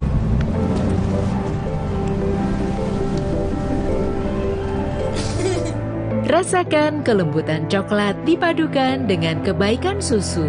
Cadbury Dairy Milk. Rasakan lembutnya kebaikan. Ma, kenapa burung bisa terbang? Kan ada sayapnya. Ma, warna pelanginya ada berapa? Makin banyak pertanyaannya, makin berkembang kecerdasannya. Baru, Enfagro Essential. Dengan nutrisi penting dan DHA tinggi, dukung si kecil belajar lebih baik. Ma, kok apelnya banyak banget? Ada bagi-bagi ya? Enfagro Essential. Smart with Heart. Demi mendapatkan sumber mata air terbaik, Le Mineral melakukan ratusan eksplorasi. Setiap tetesnya mengandung mineral esensial seimbang yang penting untuk tubuh, galon yang selalu baru, dan bebas BPA. Inilah komitmen Le Mineral.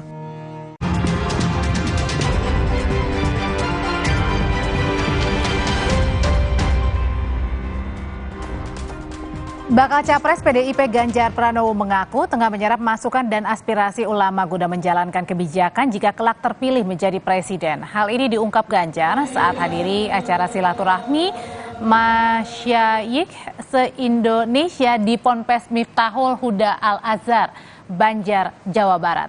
Ganjar menegaskan masukan dan aspirasi ulama sangat dibutuhkan guna membangun Indonesia yang lebih maju. Ada banyak masukan ya yang dimintakan oleh para masyayikh. Tentu sekali lagi perhatian kepada pendidikan pondok pesantren dan para santrinya. Ini catatan-catatan yang menurut saya sangat bagus, tapi intinya hampir semuanya sangat peduli terhadap kondisi masa depan anak-anak kita, menuju perubahan dunia, menghadapi perubahan yang sangat turbulens ini. Hampir semua romo kiai sangat peduli bagaimana menyiapkan anak muda, generasi muda, para santri menghadapi perubahan zaman. Sekjen P3 Arwani Tomafi optimistis Ketua Bapilu P3 Sandiaga Uno dipilih dan diumumkan sebagai cawapres Ganjar di menit-menit akhir masa pendaftaran Pilpres. Menurutnya dari sekian nama yang beredar dan mengerucut, nama Sandiaga masuk dalam nama tersebut atau daftar tersebut. Sementara Ketua Majelis Pertimbangan P3 Roma Hurmuzi Romi mengaku cawapres Ganjar diumumkan last minute akhir masa pendaftaran. Kita optimis akan terus kita perjuangkan Mas Sandi menjadi cawapresnya Mas Ganjar. Dari beberapa nama yang terus ya, dari sekian banyak nama lalu mengerucut 5, mengerucut ke 3 atau berapapun selalu ada nama Mas Sandi. Sekjen Partai Gerindra Ahmad Muzani menyebut Prabowo akan membawa sejumlah nama termasuk Gibran Rakabuming Raka dalam rapat bersama Ketua Umum Partai Koalisi untuk menentukan nama cawapres. Pihaknya ingin nama yang diputuskan sebagai cawapres adalah hasil keputusan bersama para Ketua Umum Partai pengusung dan pendukung Prabowo. Bahwa semua nama yang dimajukan oleh tokoh, komponen, bahkan partai koalisi adalah orang-orang yang berniat memberi pengabdian terbaik kepada bangsa dan negara. Tapi ini semua harus dibicarakan bersama-sama dengan partai koalisi. Tentu saja supaya keputusan ini menjadi keputusan bersama. Termasuk nama Mas Gibran dan nama-nama lain nanti oleh Pak Prabowo akan diajukan di atas meja untuk dibicarakan bersama-sama. Wali Kota Solo Gibran Rakabuming Raka masih belum mengiyakan tawaran bergabung ke tim pemenangan nasional Baca Pres Ganjar Pranowo. Gibran bilang jika nanti dirinya menerima tawaran jadi bagian tim pemenangan Ganjar, ia harus cuti panjang sebagai Wali Kota Solo.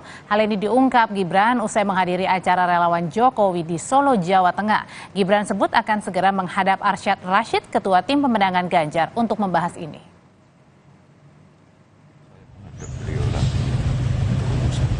Ada deadline-nya kapan, Mas? Ada waktu deadline kapan untuk memutuskan itu? Nanti saya menghadap beliau. Kapan, Mas? Menghadap? Ya. Berarti sudah ada keputusan, Mas, sebelum ada pertemuan itu? Ya nanti saya menghadap beliau lagi. Ya nanti aja lah ya. Nanti. Saya udah komunikasi dengan beliau kok kemarin. Nanti kami 10 hari lagi pendaftaran Pilpres, namun hingga kini belum ada tanda-tanda bakal capres Ganjar maupun Prabowo mengumumkan bakal cawapres pilihan masing-masing. Saling intip hingga menit akhir pendaftaran. Tampaknya akan dilakukan kedua koalisi pengusung. Apalagi yang ditunggu jika nama calonnya sudah ada di kantong masing-masing. Kita akan bahas lebih dalam bersama dengan pakar komunikasi politik Universitas Pendidikan Indonesia, Prof. Karim Suryadi. Sore, Prof. Selamat sore, Audrey. Prof, jadi ini strategi last minute, strategi saling intip meski nama sudah di kantong, ini menjadi strategi masing-masing baca pres, Pak Ganjar, Pak Prabowo. Ya, karena memang dalam teori komunikasi politik seringkali orang membandingkan antara apakah ada efek mengumumkan lebih awal dengan efek menunda ya. Meskipun misalnya kita tahu dalam literatur ya, John F. Kennedy dulu pernah mengajarkan dan menjadi legacy bahwa memulai sejak awal atau memulai lebih awal itu menjadi standar operasional prosedur gitu ya. Tetapi ini dikritik oleh beberapa analis lain yang menyatakan bahwa apabila mengumumkan lebih awal tidak lebih menggema pertanyaannya tentang apa yang dilakukan oleh bacawapres atau bacapres yang sudah diumumkan itu ketimbang pertanyaan tentang siapa yang akan dijadikan oleh sebagai bacapres dan bacawapres itu tidak akan mempercepat koalisi yang belum mengumumkan. Sebab apa? Sebab yang ingin diraih baik yang sudah mengumumkan maupun yang belum mengumumkan adalah merebut perhatian publik.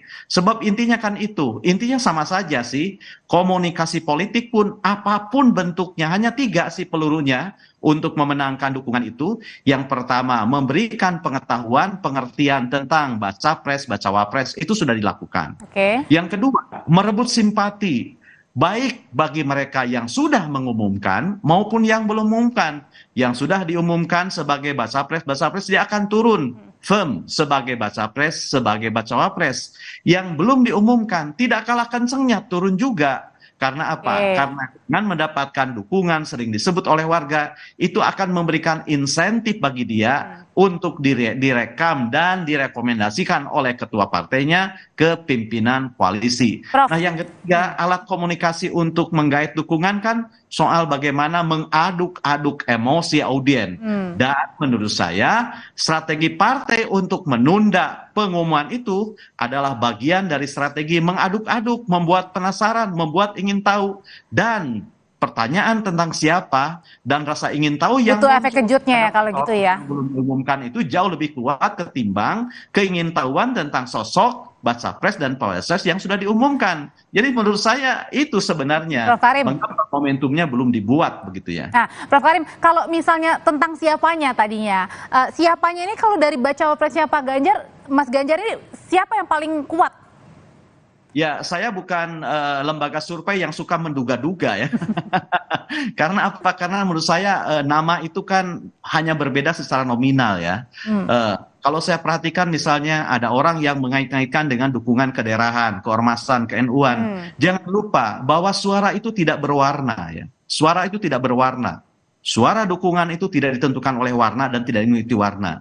Kita sudah punya pengalaman misalnya tidak kurang ketua umum PBNU dicalonkan sebagai cawapres tidak menjamin juga kemenangan gitu ya. Nah, itu ya meskipun warna. Nah, sekarang justru pertanyaannya sekarang mengapa orang tidak berebut di daerah-daerah yang padat gitu ya, hanya disebut Jawa Timur. Oke, sekarang Jawa Tengah sudah ada capresnya. Tapi dari Jawa Barat gitu ya. Harus diingat, Audrey, bahwa tidak ada seorang pun yang bisa membuat suara daerah ini monolid. Tidak ada satu orang pun yang bisa suara ormas itu tunggal. Tidak ada. Tetapi, gitu ya, tetapi ada teori yang menjelaskan ini, apa yang disebut dengan home state advantage. Ada keuntungan bagi kandidat yang berasal dari daerah yang sama yang paling banyak pemilihnya. Kenapa? Karena dia akan seakan-akan akan memainkan dua pisang di rumah dan di jalan. Nah, oleh karena itu maka wajar kalau sekarang perhatiannya merujuk ke Pulau Jawa nih, Jawa Barat, Jawa Tengah, Jawa Timur. Karena ini kan mencapai 60%. Tinggal sekarang diiris tipis saja. Jawa Barat ada 35 juta suara gitu ya. Kemudian Jawa Timur 31,4, Jawa Tengah 28,3 juta. Tapi Prof sebenarnya Prof Jadi lihat saran saya jangan bermain di lautan merah yang penuh darah, yang persaingannya tinggi gitu ya. Ini soal kejelian partai membaca sebenarnya wilayah mana yang paling menjanjikan dengan sharing tiket dukungan yang paling memadai begitu ya, dan daerah yang merindukan itu diwakili gitu. Prof, kalau gitu sebenarnya kesulitan itu karena kesulitan dari banyaknya sekian pilihan atau karena kesulitan masing-masing koalisi ini punya parpol jadi banyak masukan gitu, Prof? Saya lebih percaya asumsi yang terakhir gitu ya. Kenapa? Karena di Indonesia ini kan sekarang ini pemasaran politik, kalkulasi politik capres dan cawapres ini terfokus pada figur. Itu yang pertama. Yang kedua, figur yang dinominasikan sebagai capres cawapres itu adalah juga ketua umum. Jadi sekarang ketua umum partai politik umumnya memborong tiket. Sehingga musim seminya pencalonan capres dan cawapres ini seakan-akan menjadi musim panennya bagi ketua umum gitu. Kebanyakan ketua umum. Sehingga jargonnya saya yakin yang paling baik sebagai capres atau cawapres menurut partai saya adalah ketua umum saya. Dan itu dilemanya berarti ya. Mengatakan itu kunci yang kedua. Yang ketiga, mengapa lebih sulit? Jadi selain yang ketiga juga nama-nama yang muncul baik capres, cawapres gitu menurut saya rata-rata air. Semuanya adalah ordinary politician. Buktinya apa? Karena di antara nama yang muncul, baik yang sudah ditetapkan maupun yang belum, tidak ada yang membuat sebuah peristiwa yang sangat fenomenal, yang membuatnya bisa masuk secara melejit dan tiba-tiba. Yang digadang-gadang juga baik tua, baik muda, ordinary. Dan bagi politisi yang biasa-biasa saja, jalan masuk bagi jabatan itu ya dengan cara yang landai, evolusioner, bertahap. Paling kalau dia misalnya panglima perang, seorang jenderal panglima perang yang kemenangannya diakui baik lawan maupun kawan, itu ada jalan masuk yang cepat. Tapi bagi yang tidak, seperti yang kita saksikan hari ini, dia akan masuk secara biasa-biasa saja gitu. Prof. Karim Suryadi, terima kasih untuk ulasannya. Beberapa belas hari lagi kita masih menunggu ya, masing-masing belum ada pengumuman baca opresnya. Terima kasih Prof. Karim, sehat selalu. Terima kasih, salam damai dari Bandung. Setelah ini, saudara, kami kembali dengan informasi dari Menko Polhukam menyatakan adanya peningkatan titik panas yang menyebabkan kebakaran hutan dan lahan. Namun, Mahfud menegaskan tak ada kiriman asap ke negara tetangga.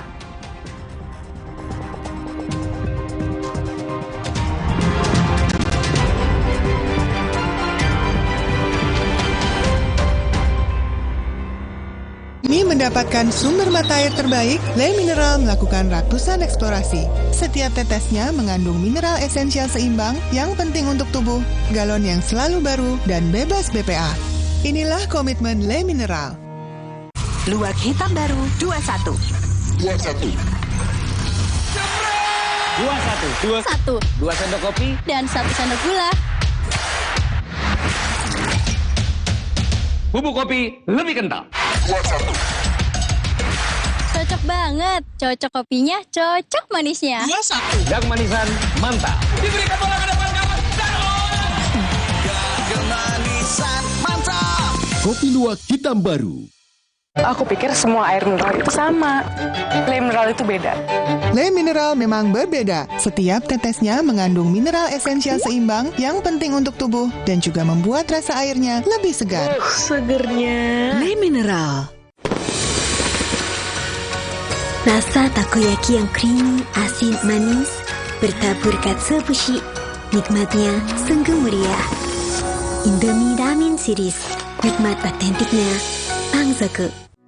Di tanganmu, botol plastik bekas bisa jadi baru lagi. Seperti tas, baju, hingga sepatu ini. Bersama Gerakan Ekonomi Sirkular Nasional Le Mineral, mari mulai kebiasaan baru memilah sampah plastik dari rumah, menyalurkan lewat aplikasi, pemulung, ataupun bank sampah. Sampah plastikmu memberi nilai tambah untukmu dan juga untuk mereka. Dengan langkah sederhana, pisahkan sampah sesuai jenisnya, sampah organik, plastik termasuk PET, kertas, dan kaleng, lalu salurkan. Sampah plastik yang terpilah bisa didaur ulang. Mulai kebiasaan baru dan buat botol plastik bekasmu jadi baru lagi.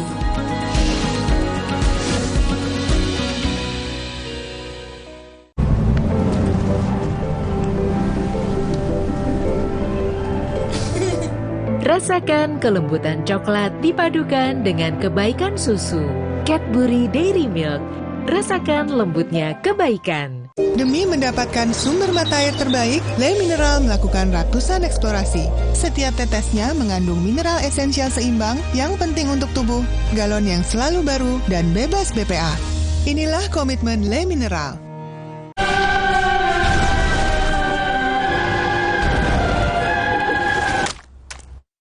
Tenang, ini bukan akhir dunia. Noda menetap tinggal dilap dengan formula terbaru Dulux Easy Clean. Aqua percaya akan kebijaksanaan dan keajaiban alam. Aqua berasal dari gunung-gunung terpilih, bukan tempat yang mudah tercemar. Aqua disaring oleh lapisan bebatuan pelindung tanpa proses rekayasa. Aqua mengandung mineral alami tanpa tambahan zat berbahaya.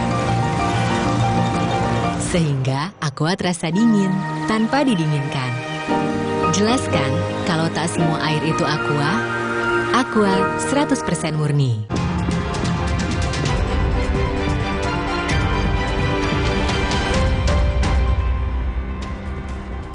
Kebakaran di Kabupaten Ketapang, Kalimantan Barat terus meluas. Dari data Kementerian Lingkungan Hidup dan Kehutanan, sejak Januari hingga September 2023, ada lebih dari 10.000 hektar lahan hangus.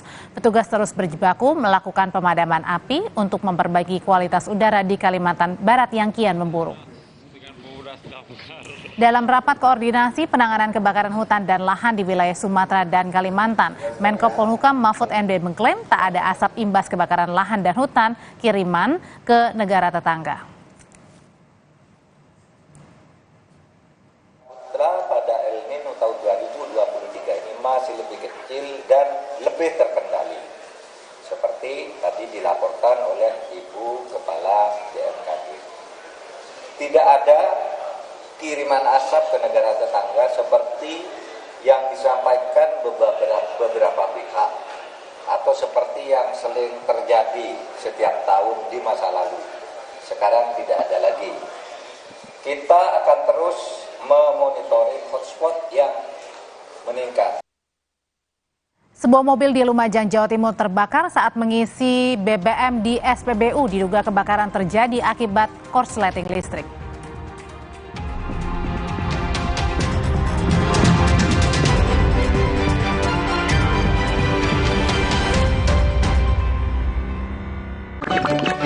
Le Mineral beda banget, lebih smooth, lebih segar. Le Mineral memang berbeda. Setiap tetesnya mengandung mineral esensial seimbang yang penting untuk tubuh dan juga membuat rasa airnya lebih segar. Dan lebih enteng. Le Mineral. Alah, lapar sih. Aha, Roma Makis Abon aja. Ekstra abon, ekstra abon, ekstra energi. Roma Makis, banyak rasa, siap asik lagi. Sekarang isi 3 lebih banyak.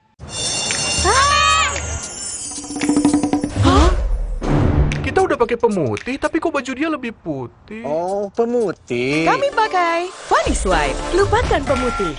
Pakai Vanish White setiap kali cuci. Dengan inovasi Crystal White, nodanya hilang. Baju ekstra putih. Beneran putih. Keren, nodanya hilang, beneran putih. Lupakan pemutih, pilih Vanish White. Demi mendapatkan sumber mata air terbaik, Le Mineral melakukan ratusan eksplorasi. Setiap tetesnya mengandung mineral esensial seimbang yang penting untuk tubuh, galon yang selalu baru, dan bebas BPA. Inilah komitmen Le Mineral. Jika anak demam, Bodrexin solusinya. Bodrexin demam sirup untuk anak usia 0 tahun ke atas. Baru Bodrexin demam forte untuk anak usia 6 tahun ke atas. Formula efektif, bantu turunkan berbagai macam demam. Bodrexin demam, cepat turunkan panas demam anak. Aku pikir semua air mineral itu sama. Le Mineral itu beda. Le Mineral memang berbeda. Setiap tetesnya mengandung mineral esensial seimbang yang penting untuk tubuh dan juga membuat rasa airnya lebih segar. Segernya. Le Mineral. Terus, enaknya terus. Manis asam, cuy. Manis asam, cuy. Manis asam, cuy. Oleh terus. Gak nempel di gigi. Slay, oleh. Demi mendapatkan sumber mata air terbaik, Le Mineral melakukan ratusan eksplorasi. Setiap tetesnya mengandung mineral esensial seimbang yang penting untuk tubuh, galon yang selalu baru, dan bebas BPA. Inilah komitmen Le Mineral.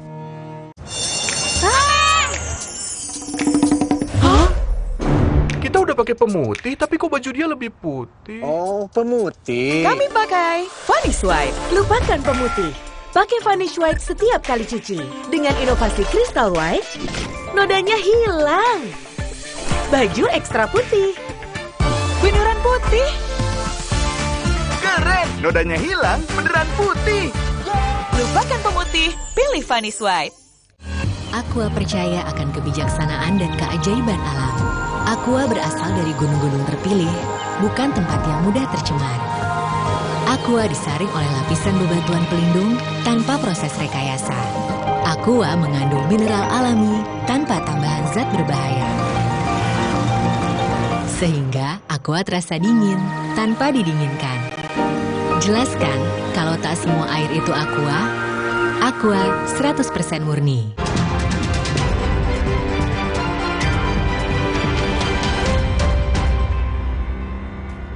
Sebuah mobil di Lumajang, Jawa Timur terbakar saat mengisi BBM di SPBU. Sebelumnya mobil sedang mengisi BBM, namun karena ada percikan api, mobil tersebut kemudian didorong ke depan SPBU. 2 mobil pemadam kebakaran dikerahkan untuk memadamkan api. Polisi duga kebakaran terjadi akibat adanya korsleting listrik. Lur, hati-hati lur, di pom besok lur.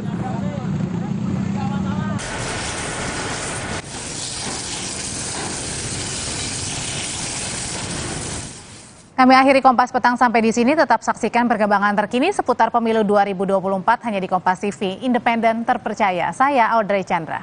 Dan saya Cynthia Rompos. Terima kasih atas kebersamaan Anda. Selamat sore, sampai jumpa.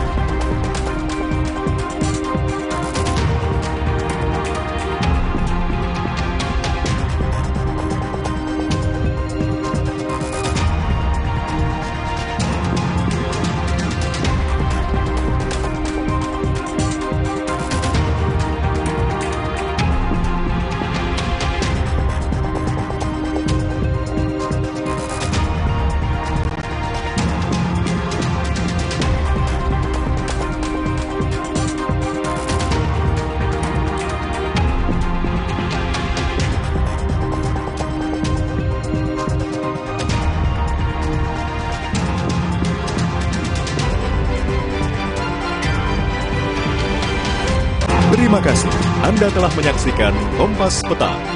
Didukung oleh Cocok kopinya, cocok manisnya. Kopi Luwak Hitam Baru.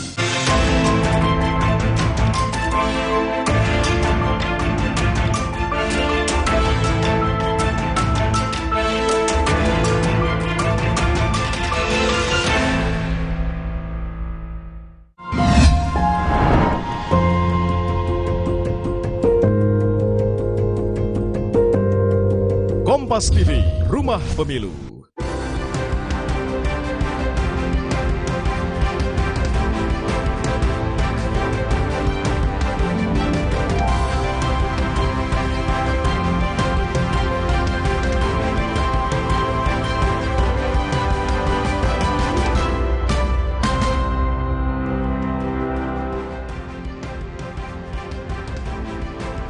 Selamat petang saudara, 2 kasus yang membelit mantan Menteri Pertanian Syahrul Yassin Limpo masih bergulir.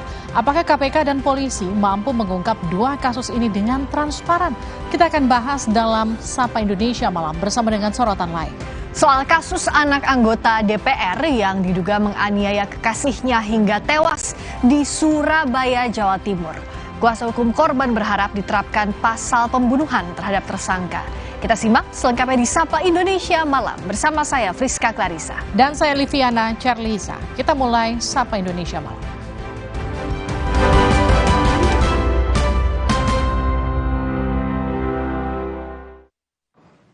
Saudara, KPK terus mengusut kasus dugaan korupsi di Kementan. Hari ini KPK memeriksa Direktur Alat dan Mesin Pertanian Kementan Muhammad Hatta sebagai saksi. Senin siang, Direktur Alat dan Mesin Pertanian Kementan Muhammad Hatta memenuhi panggilan pemeriksaan penyidik KPK. Muhammad Hatta diperiksa sebagai saksi dalam kasus dugaan korupsi di Kementan. KPK tengah mengusut dugaan korupsi yang melibatkan mantan Menteri Pertanian Syahrul Yassin Limpo.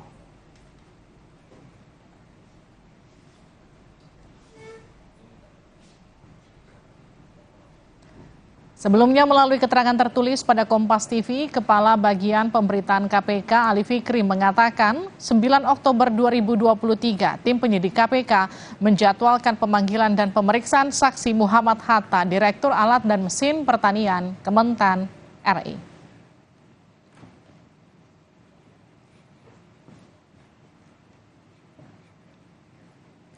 Kabid Humas Polda Jawa Tengah Kombes Satake Bayu membenarkan Kapolrestabes Semarang Kombes Irwan Anwar dipanggil ke Polda Metro Jaya. Kombes Irwan Anwar menjalani pemeriksaan sebagai saksi dugaan pemerasan pimpinan KPK kepada Syahrul Yassin Limpo. Kabid Humas Polda Jawa Tengah Kombes Satake Bayu menyebut pemanggilan dilakukan beberapa hari lalu. Polda Jawa Tengah mendukung langkah pengusutan kasus dugaan pemerasan yang tengah disidik Polda Metro Jaya. Pemanggilan lanjutan bagi Kapolrestabes Semarang juga dipersilahkan untuk kebutuhan penyidikan.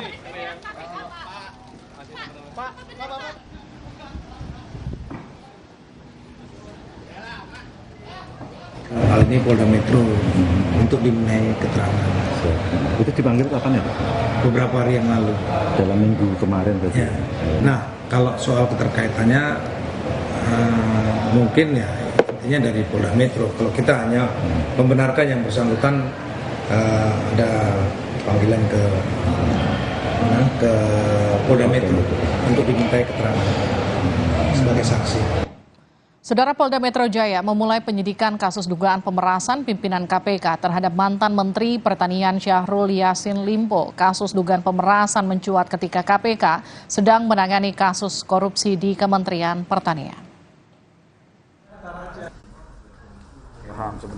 Foto pertemuan Ketua Komisi Pemberantasan Korupsi Firly Bahuri dan Syahrul Yassin Limpo yang ketika itu masih menjabat sebagai Menteri Pertanian beredar di media sosial. Foto ini tersebar di tengah kepolisian tengah mengusut dugaan pemerasan pimpinan KPK terhadap Syahrul Yassin Limpo. Firly Bahuri membantah kaitan foto tersebut dengan kasus dugaan pemerasan. Dia juga menyebut pertemuan dengan Syahrul di sebuah lapangan bulu tangkis tidak ada kaitannya dengan kasus dugaan korupsi di Kementerian Pertanian yang kini sedang ditangani KPK. Pertemuan di lapangan bulu tangkis antara saya dengan Menteri Pertanian saat itu, Saudara Syahrul Yassin Limpo, terjadi sebelum periode tersebut. Tepatnya yaitu sekitar pada tanggal 2 Maret 2022. Dan itu pun beramai-ramai di tempat terbuka. Firly juga menyebut, maka dalam waktu tersebut, status Syahrul Yassin Limpo bukan tersangka, terdakwa, terpidana, ataupun pihak yang berperkara di KPK. Kejadian tersebut pun bukan atas inisiasi atau undangan saya. Polda Metro Jaya menyebut kasus dugaan pemerasan oleh pimpinan KPK telah naik ke tingkat penyidikan. Foto pertemuan antara Firly dan Syahrul juga masuk dalam materi penyidikan. Pasca pelaksanaan gelar perkara yang merekomendasikan status penyelidikan atas penanganan perkara yang dilakukan sebelumnya ke tahap penyidikan, selanjutnya akan diterbitkan surat perintah penyidikan untuk melakukan serangkaian tindakan penyidikan menurut cara dalam hal yang diatur oleh undang-undang guna mencari dan mengumpulkan bukti yang dengan bukti itu membuat terang tindak pidana yang terjadi dan menemukan tersangkanya. Untuk mendalami lebih lanjut di tahap penyidikan nantinya terkait dengan temuan dokumen foto dimaksud. Jadi terjawab bahwa ini masuk dalam materi penyidikan yang akan kami gali dan akan kami cari buktinya untuk membuat terang tindak pidana yang terjadi. Dalam kasus dugaan pemerasan itu, Polda Metro Jaya pun telah memeriksa 6 orang, diantaranya Syahrul Yassin Limpo, sopir, dan ajudannya. Terkait pengusutan kasus dugaan pemerasan, Wakil Ketua Komisi 3 DPR RI, Ahmad Syahroni menyebut bisa saja Firly dinonaktifkan sebagai Ketua KPK. Terkait dengan isu penonaktifkan Ketua KPK, saya rasa yang lebih kompeten adalah dari pihak institusi penegakan hukum yang berperkara. Misalnya polisi memberikan rekomendasi kepada Bapak Presiden untuk melaporkan hal terkait berperkara apa yang dimaksud. Jadi terkait yang seperti ini adalah institusi langsung kepada pemimpin negara. Menanggapi kasus dugaan pemerasan oleh pimpinan KPK, Menko Polhukam Mahfud MD yakin proses hukumnya akan ditangani secara profesional. Semuanya sudah berkomunikasi dengan saya untuk diselesaikan dan dilalui secara profesional. Jadi itu saja yang saya sampaikan. Saya terus berkoordinasi dengan KPK maupun dengan Polda agar ini selesai dengan benar dan baik. Gitu aja. Dua kasus yang menyita perhatian publik yaitu kasus dugaan korupsi di Kementerian Pertanian maupun kasus dugaan pemerasan harus diusut tuntas. Penuntasan kasus bakal menambah kepercayaan publik terhadap institusi penegak hukum. Tim Liputan Kompas TV. Saudara, Komisi Pemberantasan Korupsi terus mendalami kasus dugaan korupsi di Kementerian Pertanian. Hari ini KPK menjadwalkan pemeriksaan Direktur Alat dan Mesin Pertanian Kementan, Muhammad Hatta. Lebih lengkap dari KPK kita akan dengar laporan jurnalis Kompas TV, Fedriska Ananda. Fedriska, ini kan baru selesai diperiksa, apa saja yang kemudian materi-materi yang jadi fokus dari para penyidik? Ya, benar sekali Livi dan juga saudara, baru saja ini dari Direktur Alat dan Mesin Pertanian dari Kementerian Pertanian yakni Muhammad Hatta diperiksa oleh KPK, baru saja selesai keluar dari gedung KPK, di mana kalau misalkan tadi kami pertanyakan begitu ya, apa yang sebetulnya didalami oleh penyidik dari KPK ini terhadap apa keterkaitannya antara Muhammad Hatta ini dengan Syahrul Yassin Limpo begitu ya. Namun memang dari Muhammad Hatta sendiri tidak banyak berbicara, ia justru mengatakan bahwa akan diterangkan nanti oleh kuasa hukumnya. Begitulah yang tadi dikatakan oleh Muhammad Hatta. Namun kalau misalkan kita melihat lagi bagaimana kasus dari dugaan korupsi di lingkaran ataupun di lingkungan Kementerian Pertanian ini adalah menyoal soal lelang jabatan ataupun pemerasan soal jabatan. Nah, inilah yang kami juga masih berusaha mengkonfirmasi apa sebetulnya keterkaitan antara dari Direktur Alat dan Mesin Pertanian ini dan juga dengan Syahrul Yassin Limpo, di mana sebelumnya KPK juga telah memeriksa yakni Febri Diansyah dan juga Rasamala Aritonang yang merupakan memang pada masa penyelidikan di KPK ini merupakan kuasa hukum dari Syahrul Yassin Limpo. Ini juga sempat diperiksa oleh KPK kemarin. Dan dikatakan bahwa kalau misalkan Febri Diansyah dan juga Rasamala Aritonang ini adalah menyoal soal rekomendasi yang diberikan ataupun pendampingan hukum yang diberikan oleh Febri Diansyah. Namun kalau misalkan dari Muhammad Hatta sendiri yakni Direktur Alat dan Direktur Alat dan Mesin Pertanian di Kementerian Pertanian ini, kami belum mendapatkan informasi yang jelas sebetulnya apa yang didalami oleh Direktur KPK, yang didalami oleh penyidik KPK ini terkait dengan dugaan korupsi di lingkungan Kementerian Pertanian, Livi. Ya, Fedris, lalu kemudian siapa lagi yang akan diperiksa selanjutnya terkait dengan kasus korupsi dari Syahrul Yassin Limpo?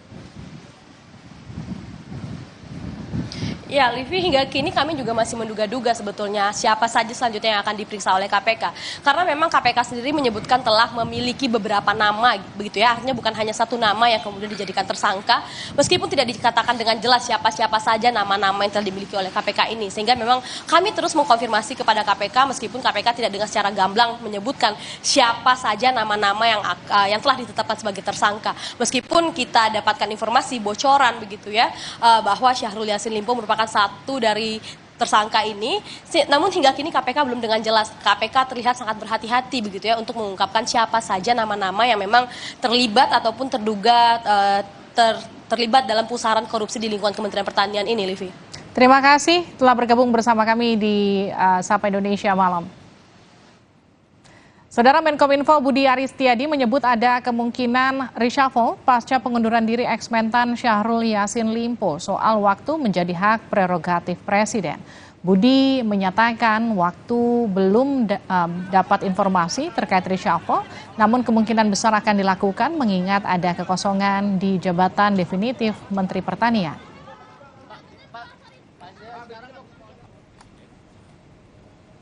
Dinamikanya seperti apa, Pak? Belum, masih dan sekarang masih PLT kan. PLT kan perlu waktu sebulan, 2 bulan, ini kan nggak tahu. Tapi benar kalau Demokrat ditawarin untuk jadi kabinet? Semua isu boleh aja, pokoknya oke, itulah, pokoknya semua keputusan terbaik dari Pak Presiden aja lah. Ya. Berarti nanti tidak hanya untuk mengisi Kementan saja dong, Pak, ada menteri-menteri lain yang mungkin semua, atau wamen? Ya kan semua kemungkinan terbuka. Nah, namanya juga ada yang kosong, ya. Tapi kan kita mau pilih yang bisa mengeksekusi karena waktu kita kan pendek ya.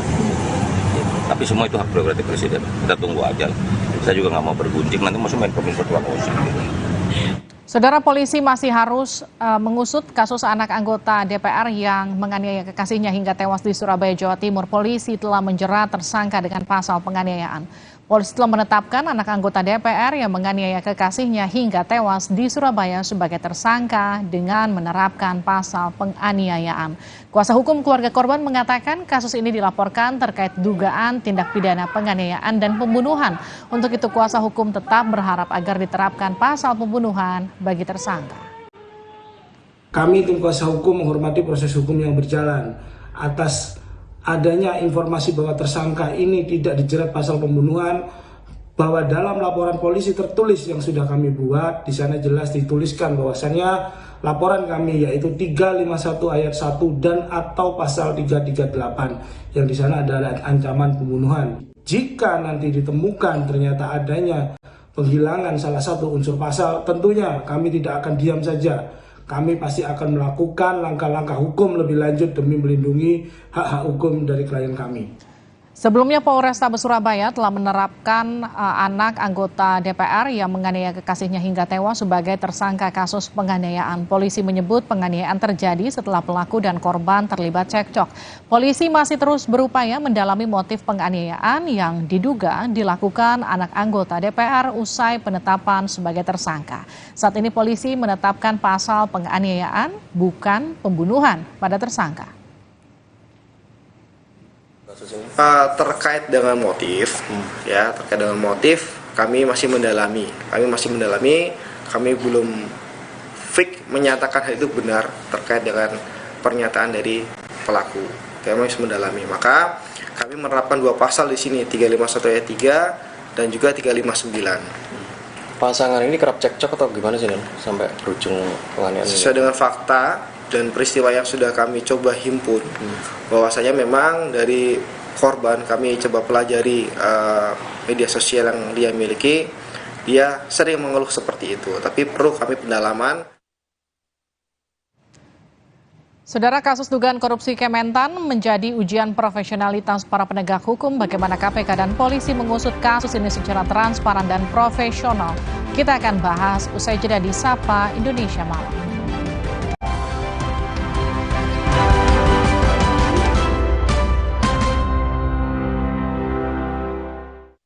Kirain po, taunya Fresh Care Smash yang lagi viral. Fresh Care Smash 4-in-1. Tren baru, double inhalernya unik, nonjok segernya. Bisa buat ngerok, sampai pijit. Keren dan stylish. Fresh Care Smash, ekspresikan gayamu. Inovasi baru dari Hotin. Hotin Go. Oles, go. Roll on, go. Pijat, go. Nggak sentuh langsung, nggak bikin tangan panas. Hotin Go. Hotnya in, langsung go. Di tanganmu, botol plastik bekas bisa jadi baru lagi. Seperti tas, baju, hingga sepatu ini. Bersama Gerakan Ekonomi Sirkular Nasional Le Mineral, mari mulai kebiasaan baru memilah sampah plastik dari rumah, menyalurkan lewat aplikasi, pemulung, ataupun bank sampah. Sampah plastikmu memberi nilai tambah untukmu dan juga untuk mereka. Dengan langkah sederhana, pisahkan sampah sesuai jenisnya, sampah organik, plastik termasuk PET, kertas, dan kaleng, lalu salurkan.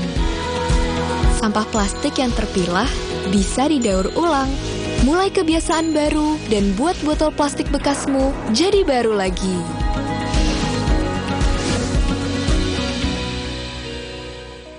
Wukong, bagus buat kesehatan. Baru, sudah muncul Natural Sari Kunyit Plus dengan zat aktif kurkumin dan black pepper. Diproses dengan suhu rendah agar zat aktifnya terjaga. Lebih cepat atasi masalah lambung, daya tahan tubuh kuat. Sudah muncul Natural Sari Kunyit Plus. Good.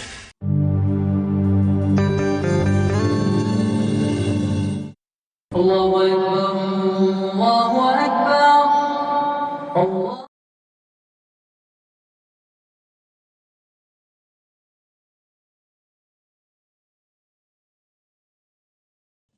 Seru-seruan memang paling pas bareng teman akhir pekan. Mulai dari berbagi informasi, tetap berada di channel Sapa Indonesia Akhir Pekan, hingga bercerita pengalaman seru dan lucu. Ini namanya kristalisasi keringat. Mau hangout ke tempat-tempat terbaik bisa. Let's go. Mau makan-makan enak juga boleh. Mumtaz. Semuanya ada di sini. Wow. Pada hari dan jam-jam berikut, teman akhir pekan bersama Kompas TV.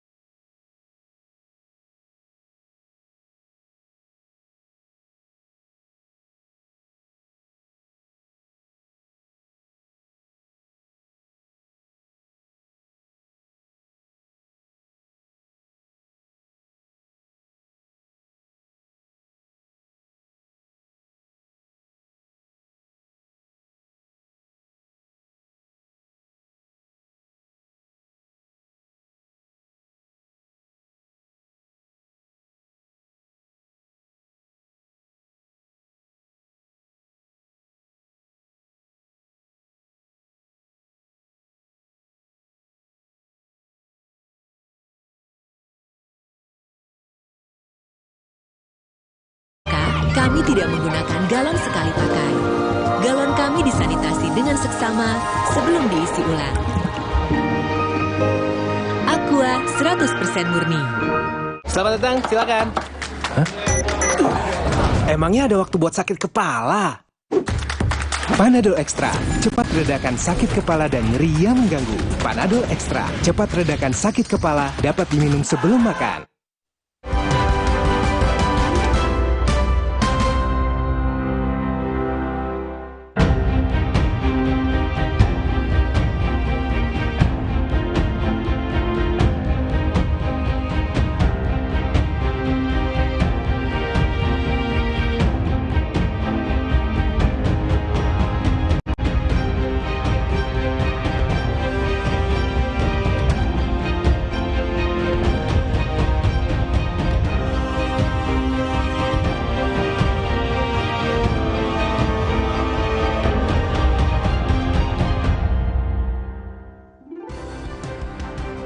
Mantan Menteri Pertanian Syahrul Yassin Limpo jadi sorotan dalam sepekan terakhir. Mulai kabar menghilangnya Mentan usai penggeledahan tim KPK terkait dugaan korupsi hingga munculnya dugaan pemerasan dari salah satu pimpinan lembaga anti rasuah itu.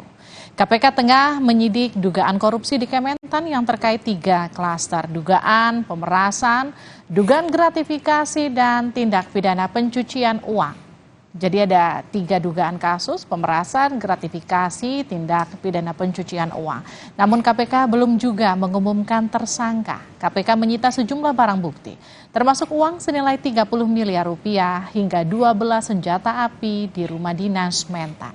KPK juga telah memeriksa 34 orang sebagai saksi terkait dugaan korupsi di Kementerian Pertanian. Kasus di Kementan juga diusut kepolisian dan sudah naik penyidikan. Polda Metro Jaya memeriksa 6 saksi termasuk Yassin Limpo sendiri serta ajudan dan sopirnya terkait dugaan pemerasan pimpinan KPK pada mantan Mentan SYL.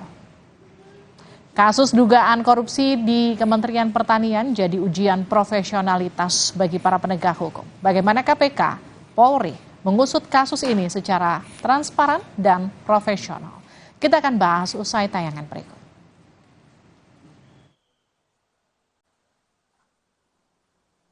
Komisi Pemberantasan Korupsi KPK terus mendalami kasus dugaan korupsi yang melibatkan mantan Menteri Pertanian Syahrul Yassin Limpo.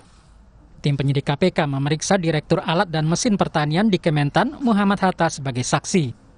Hatta merupakan salah satu orang yang dicegah ke luar negeri oleh KPK. KPK mengungkap ada 3 klaster kasus dugaan korupsi di Kementerian Pertanian yang sudah naik ke tahap penyidikan. Pasalnya adalah 12E, pemerasan dalam jabatan. Informasi yang terakhir dari teman-teman penyidik juga sudah diterapkan pasal-pasal lain, yaitu pasal dugaan gratifikasi dan juga tindak pidana pencucian uang. Ya, jadi pertanyaan 3 klaster saya kira sudah terjawab ya. Pemerasan dalam jabatan, kemudian gratifikasi dan TPPU. Di sisi lain, Polda Metro Jaya tengah menyidik dugaan pemerasan yang dilakukan pimpinan KPK pada Syahrul Yassin Limpo. Adapun pasca pelaksanaan gelar perkara yang merekomendasikan status penyelidikan atas penanganan perkara yang dilakukan sebelumnya ke tahap penyidikan, selanjutnya akan diterbitkan surat perintah penyidikan untuk melakukan serangkaian tindakan penyidikan menurut cara dalam hal yang diatur oleh undang-undang guna mencari dan mengumpulkan bukti yang dengan bukti itu membuat terang tindak pidana yang terjadi dan menemukan tersangkanya. Polda Metro Jaya sudah memeriksa 6 saksi terkait kasus dugaan pemerasan oleh pimpinan KPK. Salah satu saksi yang diperiksa adalah Kapolrestabes Semarang, Kombes Irwan Anwar. Penasihat Pusat Kajian Anti Korupsi Pukat UGM, Zainal Arifin Mokhtar menegaskan KPK dan Polda Metro Jaya wajib menjelaskan pada publik penanganan kedua kasus ini.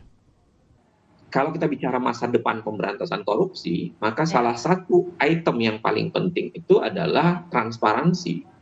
Transparansi penanganan perkara. Nah, orang selamanya akan menduga-duga, orang selamanya akan mencurigai, orang selamanya akan mengatakan ada udang di balik batu. Kalau kemudian tidak dijelaskan secara detail, maka ada kewajiban KPK untuk menjelaskan kenapa kasus Mentan itu terkesan berlama-lama, ya kan, sampai pada akhirnya diproses walaupun belum kunjung jelas TSK-nya. Plus pada saat yang sama kepolisian juga harus menjelaskan kenapa kemudian dugaan pemerasan yang laporannya sudah cukup lama, tapi kemudian tidak ditindaklanjuti dengan kecepatan yang memadai. Publik menunggu profesionalisme KPK dan Polda Metro Jaya dalam mengungkap dugaan korupsi dan pemerasan ini tanpa ada pihak yang mengintervensi. Tim Liputan Kompas TV. Kasus dugaan korupsi mantan Menteri Pertanian Syahrul Yassin Limpo yang sedang ditangani KPK memunculkan kasus baru, dugaan pemerasan yang diduga dilakukan pimpinan KPK terhadap Syahrul Yassin Limpo. Kita bahas bersama Wakil Ketua KPK 2015-2019, Pak Saud Situmorang. Pak Saud, sehat? Sehat, selamat malam. Mbak Bibit, selamat malam.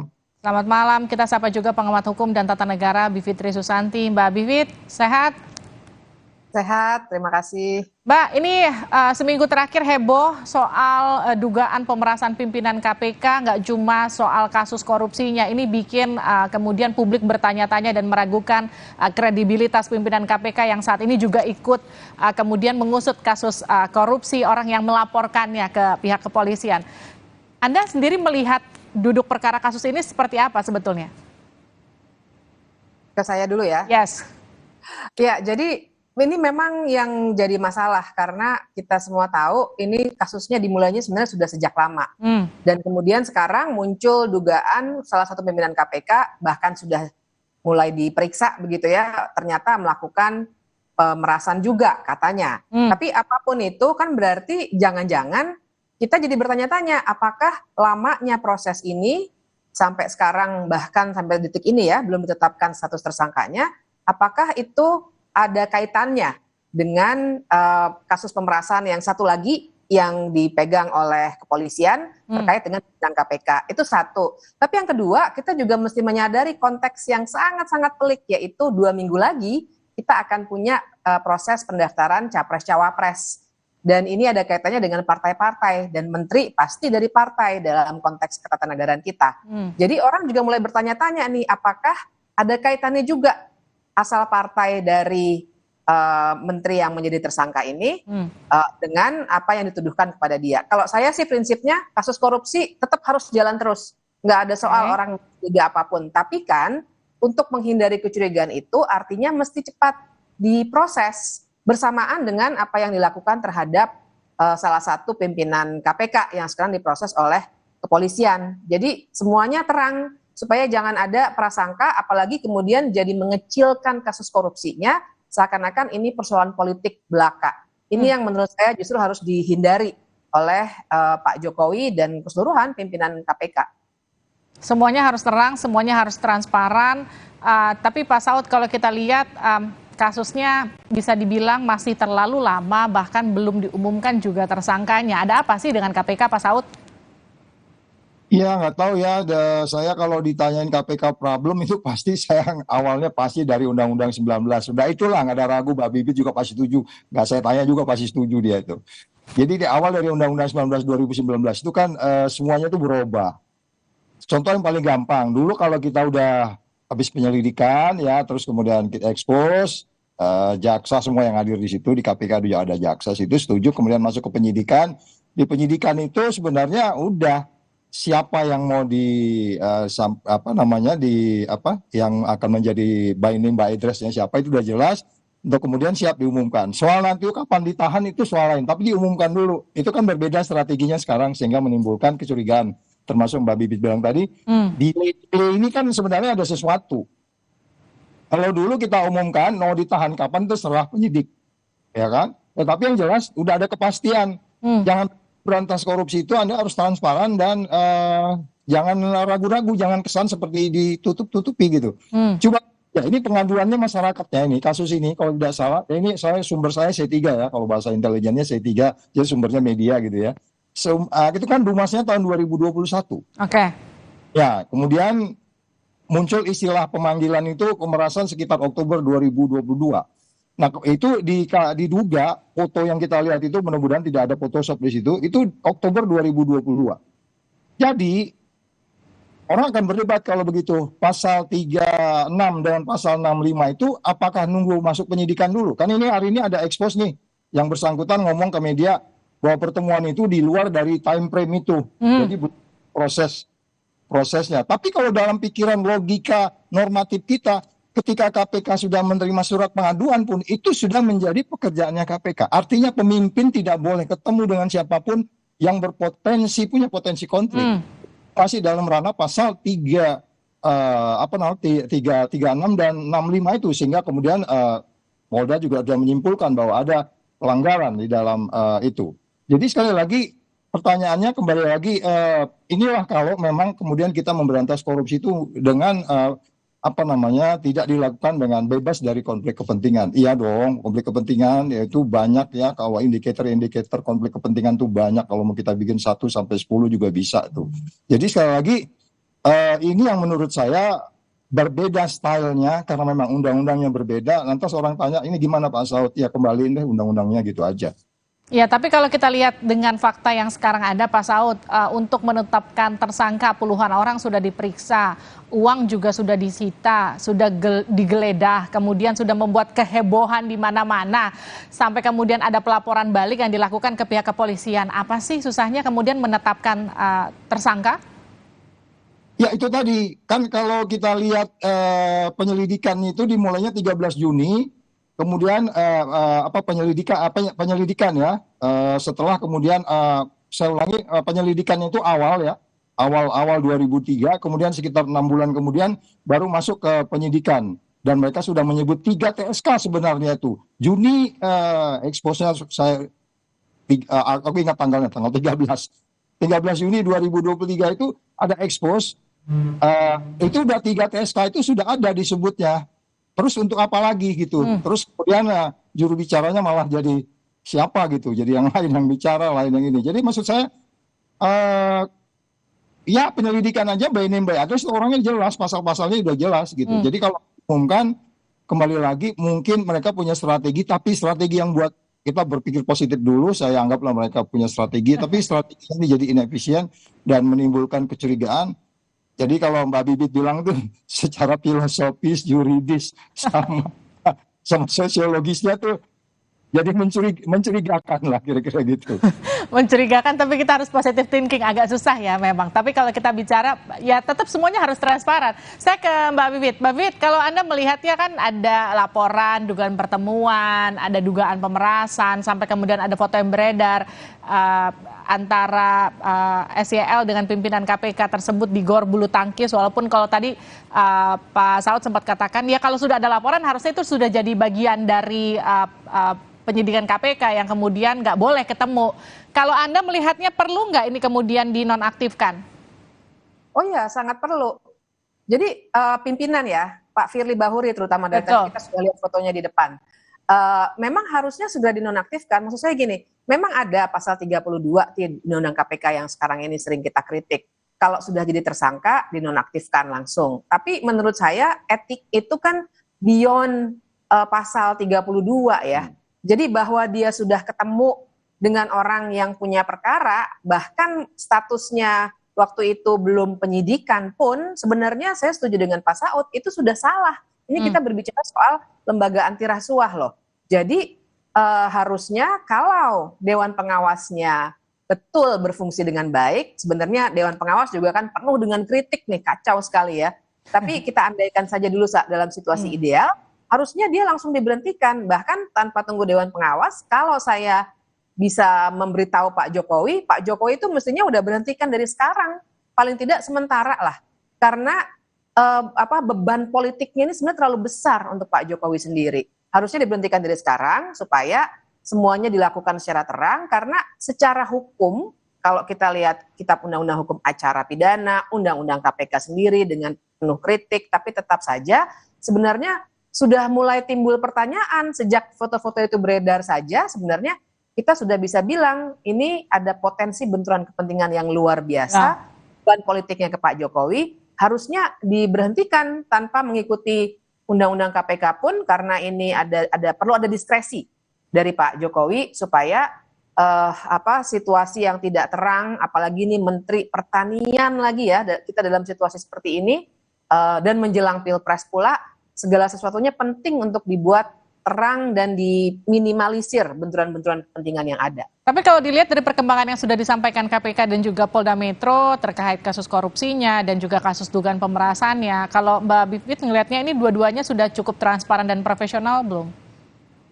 Di bagian KPK-nya justru yang saya belum melihat profesionalitas dan transparansi itu. Karena ya itu tadi ya, harusnya dijelaskan. Timeline-nya diperjelas, dan kemudian kalau masih belum bisa menjelaskan kenapa sampai sekarang belum terlalu jelas tersangka dan lain sebagainya, jelaskan alasannya kepada publik. Kalaupun ada hal-hal yang memang tidak bisa dibuka karena dalam konteks penyelidikan dan penyidikan, paling tidak diberikan keterangan soal apa yang sesungguhnya telah terjadi dalam konteks pengambilan keputusan sehingga ada delay. Nah ini loh, jadi karena kita ada konteks yang kedua ini, yang di Bareskrim ini, yang harus direspons. Jadi maksudnya KPK saya kira tidak bisa hanya bergerak di dalam ruang yang terlalu legal formal, dan kemudian seperti pakai kacamata kuda begitu, tapi harus lihat konteksnya. Semakin dia menutup diri tentang mengapa tidak ada proses selanjutnya, itu semakin liar ini spekulasi kita, dan ini yang tidak boleh dalam pemberantasan korupsi. Pak Saud, artinya kalau kita bicara soal dugaan pelanggaran etik, kita masihkah harus menunggu Dewas KPK, ataukah kita butuh diskresi seperti yang tadi Mbak Bivit katakan? Ya kayaknya kita dua-duanya kayaknya saya sih skeptik ya. Iya kan, kalau Dewas kita udah punya pengalaman banyak ya. Kalau kita lihat ini pemirsa TV, Kompas TV, Sautin dari pagi ngomongnya itu aja. Jadi, harus ngomong integriti, kita harus ngomong sinergi, kita harus ngomong kepemimpinan, kita harus profesionalisme, kita harus ngomong keadilan. Nah itu kan nilai yang ada di KPK, itu kan dilanggar dengan pertemuan itu. Jadi Dewas tuh nggak usah diberi tahu apapun, sebenarnya panggil malam ini juga, ini publik sudah pusing, udah sebutkan aja apa yang dilanggar, selesai. Terus kemudian kalau pelanggaran berat, suruh minta mundur. Jadi dia memahami semua yang disampaikan oleh Mbak Bivit tadi gitu loh. Kalau kita katakanlah tensinya terlalu tinggi, kalau kemudian presiden, walaupun ini sekarang KPK memang di bawah presiden, kan di bawah malah lebih easy sebenarnya gitu. Di luar dari diskresi yang Mbak Bivit bilang tadi. Jadi saya sih 50-50 ya berharapnya. Makanya civil society di underground ini kita mau bikin apa lagi ya gitu. Ya pusing juga mau bikin apa. Jadi kalau kita bisa merekomendasi, ya Dewas bekerjalah mulai besok, panggil. Nggak usah nunggu-nunggu, buktinya udah di masyarakat juga banyak kok gitu. Media aja udah jelas, nggak ada yang tertutup sekarang gitu ya. Atau kemudian juga umpamanya kepala negara kalau ingin bicara bahwa ada sesuatu yang harus kita bersihkan dalam negeri ini, semua kan kita tahu KPK ini belakangan politik, salah satu meyakinkan publik seperti apa gitu Mbak. Oke, terima kasih Pak Saud, terima kasih juga Mbak Bivit. Intinya perlu aksi untuk meredam noise yang sudah terlanjur begitu banyak di publik. Terima kasih sudah bergabung di Sapa Indonesia Malam. Usai jeda, polisi menjerat anak anggota DPR yang diduga menganiaya kekasihnya hingga tewas di Surabaya, Jawa Timur dengan pasal penganiayaan. Kuasa hukum keluarga korban meminta diterapkan pasal pembunuhan. Apa alasannya? Kita kembali saja.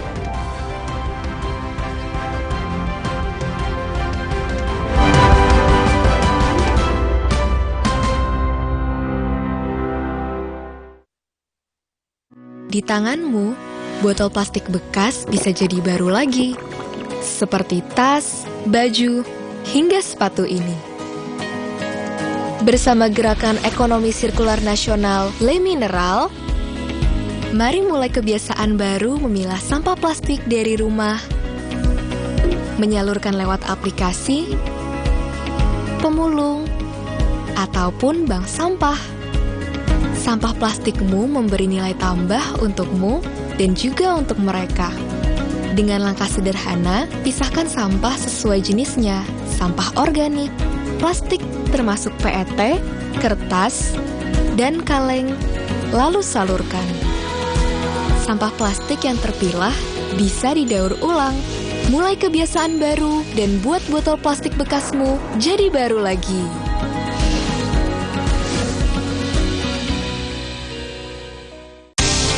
Jalan yuk! Usia nambah, gerak susah ya. Kesehatan sendi harus diperhatikan. Rajin gerak badan tak berlebihan. Bila perlu, minum Wellmove. Diproduksi dengan teknologi modern, higienis, dan halal. Wellmove, bergerak itu nikmat. Untuk membantu atasi capek, pegal, dan nyeri otot, pakai Hotin Cream. Kalau untuk meredakan nyeri sendi, rematik dan keseleo, nah, itu pakai Hotin DCL baru. Bahan aktif DCL-nya efektif mengobati rematik, linu, dan nyeri sendi. hotnya Hotin banget deh. Aqua percaya akan kebijaksanaan dan keajaiban alam. Aqua berasal dari gunung-gunung terpilih, bukan tempat yang mudah tercemar. Aqua disaring oleh lapisan bebatuan pelindung tanpa proses rekayasa. Aqua mengandung mineral alami tanpa tambahan zat berbahaya. Sehingga Aqua terasa dingin tanpa didinginkan. Jelaskan kalau tak semua air itu Aqua.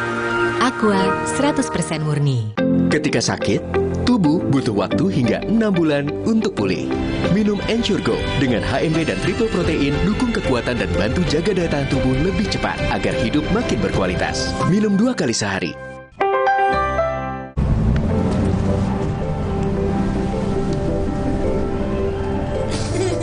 Rasakan kelembutan coklat dipadukan dengan kebaikan susu. Cadbury Dairy Milk. Rasakan lembutnya kebaikan. Baru isi perut, udah kosong lagi. Dikit-dikit, lapar. Barusan jajan, tapi masih lapar. Dikit-dikit, lapar. Sari Gandum dengan gandum utuh dan krim coklat lezat bikin kenyang lebih lama. Sari Gandum, seenak itu, sekenyang itu. Oh. Aha, aku tahu. Ayah butuh sikat gigi Pepsodent baru yang dibeli ibu. Ini pasti lebih nyaman. Pepsodent Brilian? Sangat lembut dan nyaman. Nah, bener kan? Pepsodent Brilian, nyaman sikatnya, nyaman harganya.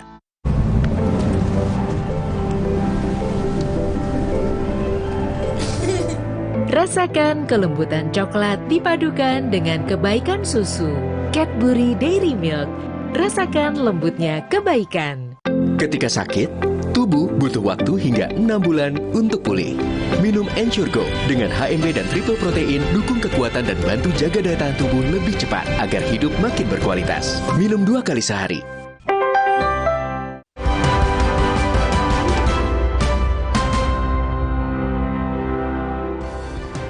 Saudara, Polrestabes Surabaya masih terus mengusut kasus seorang pria, anak anggota DPR RI yang menganiaya kekasihnya hingga tewas. Polisi telah menetapkan pelaku sebagai tersangka dan menjerat dengan pasal penganiayaan, namun kuasa hukum keluarga korban berharap tersangka dijerat pasal pembunuhan. Gak tahu. Polisi terus mengusut kasus anak anggota DPR yang diduga menganiaya kekasihnya hingga tewas di Surabaya, Jawa Timur. Polisi telah menetapkan pelaku penganiayaan sebagai tersangka dan dijerat pasal penganiayaan. Selain itu, polisi terus mendalami motif tersangka saat menganiaya korban. Terkait dengan motif, kami masih mendalami. Kami belum fix menyatakan hal itu benar terkait dengan pernyataan dari pelaku. Kami masih mendalami. Maka kami menerapkan 2 pasal di sini, 351 ayat 3 dan juga 359. Pasangan ini kerap cekcok atau gimana sih, Dan? Sampai berujung penganiayaan? Sesuai dengan fakta dan peristiwa yang sudah kami coba himpun, bahwasanya memang dari korban kami coba pelajari media sosial yang dia miliki, dia sering mengeluh seperti itu. Tapi perlu kami pendalaman. Terkait penerapan pasal penganiayaan terhadap tersangka, kuasa hukum keluarga korban menyatakan kasus ini dilaporkan terkait dugaan penganiayaan dan pembunuhan. Kuasa hukum tetap berharap agar diterapkan pasal pembunuhan terhadap tersangka. Kami tim kuasa hukum menghormati proses hukum yang berjalan. Atas adanya informasi bahwa tersangka ini tidak dijerat pasal pembunuhan, bahwa dalam laporan polisi tertulis yang sudah kami buat, di sana jelas dituliskan bahwasannya laporan kami yaitu 351 ayat 1 dan atau pasal 338 yang di sana ada ancaman pembunuhan.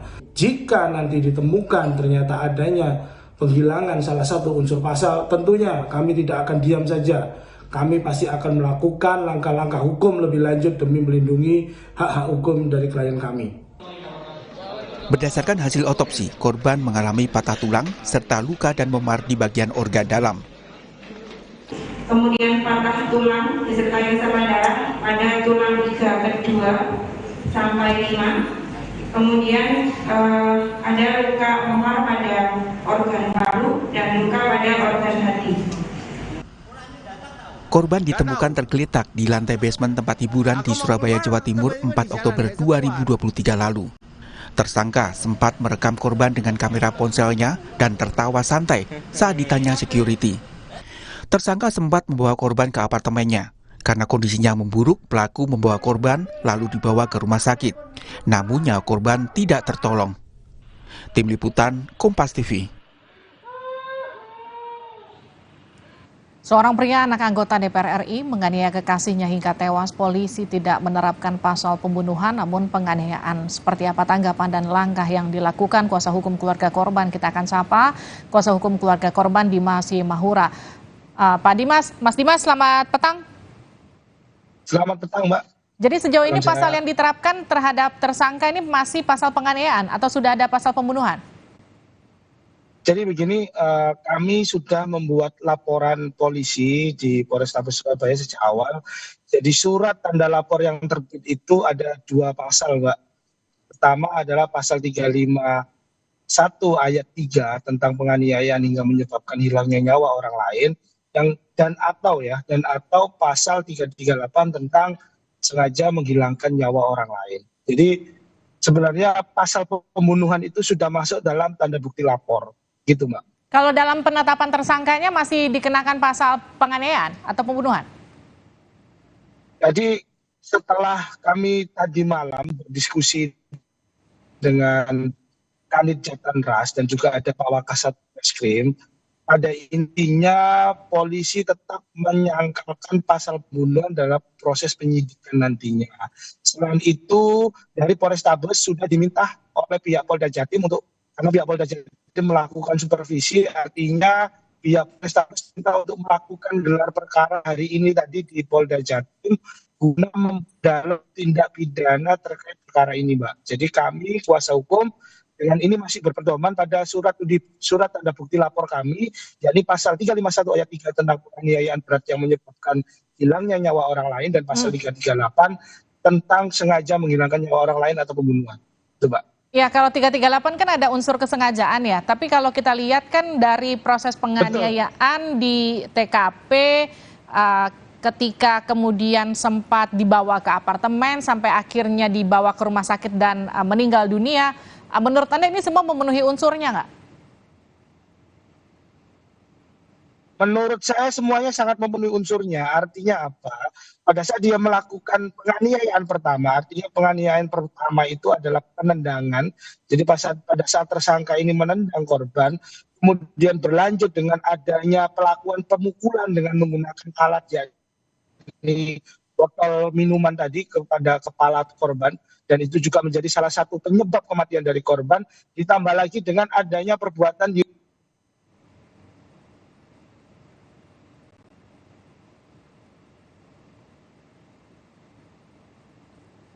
Yes, Mas Dimas. Ya, halo. Gimana, Mas? Jadi gimana? Jelas.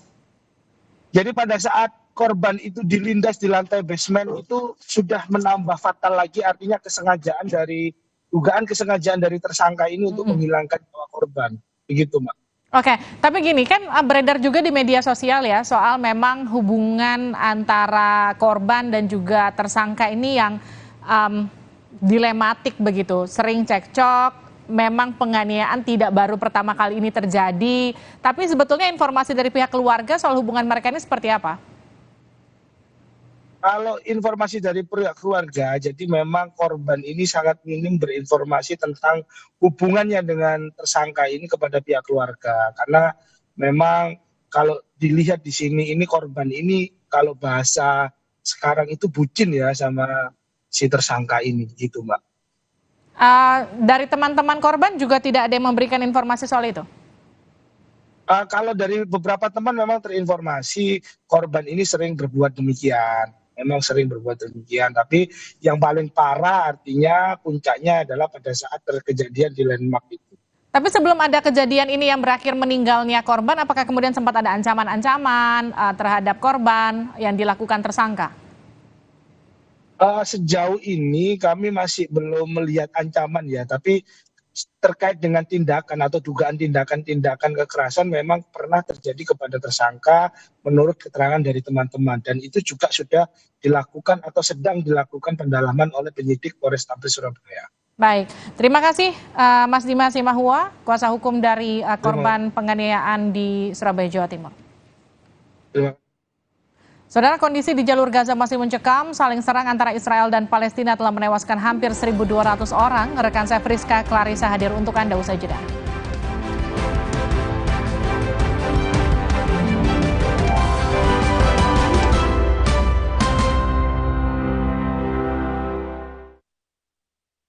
Omehar, minyak ikan pilihan dari laut dalam. Omehar, suplemen omega 3 esensial. Dalam mini kapsul, lebih mudah ditelan. Diproses dengan teknologi modern di Amerika. Bantu pelihara kesehatan tubuh kini dan nanti. Pak, ada kurma? Yakin cari kurma, Bu? Kan bukan Ramadan. Sari kurma Arab? Yakin ada di Sari Kurma TJ. Baik diminum kapan aja. Dipanen di Arab, dikemas di Indonesia. Sari Kurma TJ. Enak, halal. Yakin. Di tanganmu, botol plastik bekas bisa jadi baru lagi. Seperti tas, baju, hingga sepatu ini. Bersama Gerakan Ekonomi Sirkular Nasional Le Mineral, mari mulai kebiasaan baru memilah sampah plastik dari rumah, menyalurkan lewat aplikasi, pemulung, ataupun bank sampah. Sampah plastikmu memberi nilai tambah untukmu dan juga untuk mereka. Dengan langkah sederhana, pisahkan sampah sesuai jenisnya, sampah organik, plastik termasuk PET, kertas, dan kaleng, lalu salurkan. Sampah plastik yang terpilah bisa didaur ulang. Mulai kebiasaan baru dan buat botol plastik bekasmu jadi baru lagi.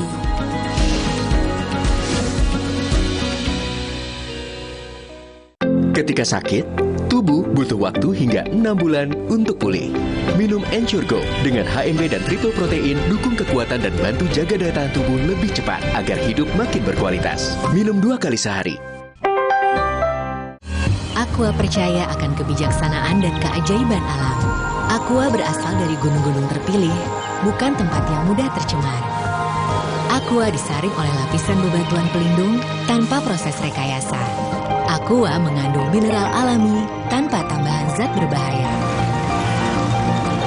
Sehingga Aqua terasa dingin tanpa didinginkan. Jelaskan kalau tak semua air itu Aqua. Aqua 100% murni. Prenagen kaya akan protein, omega 3, dan kalsium. Penting untuk pembentukan organ tubuh bayi. Minum selama hamil 9 bulan. Prenagen.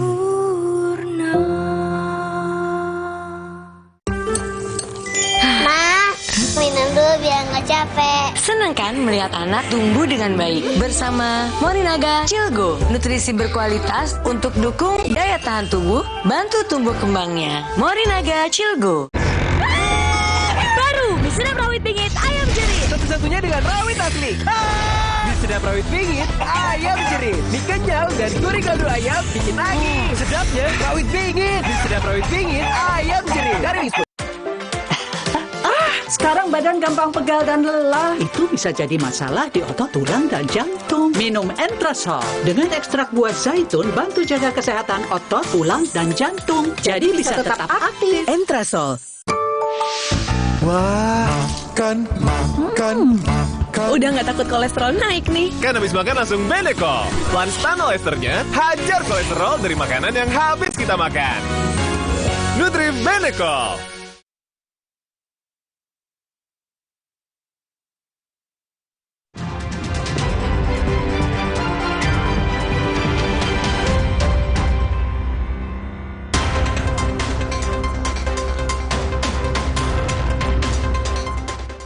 Pesawat Asian One berpenumpang 6 orang mengalami kecelakaan saat mendarat di Bandara Kenyam, Kabupaten Duga, Papua Pegunungan. Dari video berikut ini, terlihat detik-detik pesawat dengan nomor PKLTF ini tergelincir sesaat mendarat. Dugaan sementara, pesawat mengalami kendala teknis pada bagian rem sesaat mendarat di Bandara Kenyam. Tidak ada korban pada insiden ini setelah pilot, kopilot, dan 6 penumpang bisa dievakuasi. Guna mengetahui pasti penyebab insiden ini, pilot dan kopilot kini menjalani pemeriksaan polisi. Seorang pria pelaku penjamretan tas milik pelajar di Aceh ditangkap polisi. Saat dilakukan penangkapan di rumahnya, polisi sempat dihalangi oleh keluarga pelaku. Ini adalah momen saat polisi akan menangkap pelaku penjamretan berinisial RZ di kawasan Rukoh, Banda Aceh. Polisi sempat dihalangi oleh orang tua pelaku saat pelaku akan ditangkap. Namun polisi tetap membawa pelaku bersama sejumlah barang bukti yang belum dijual oleh pelaku. Pria 28 tahun ini dilaporkan telah menjamret tas korban yang berisi barang mewah senilai total 50 juta rupiah. Polisi menetapkan pengemudi Ferrari yang menabrak sejumlah kendaraan di Bundaran Senayan, Jakarta Selatan sebagai tersangka. Dari penyelidikan sementara, tersangka diketahui mengemudi dalam kecepatan 100 km per jam. Tersangka kemudian tak bisa mengendalikan kecepatan hingga akhirnya menabrak kendaraan lain. Polisi masih memeriksa tersangka. Sementara mobil mewah yang dikemudikan tersangka juga telah diamankan di gedung Subdit Gakum Ditlantas Polda Metro Jaya.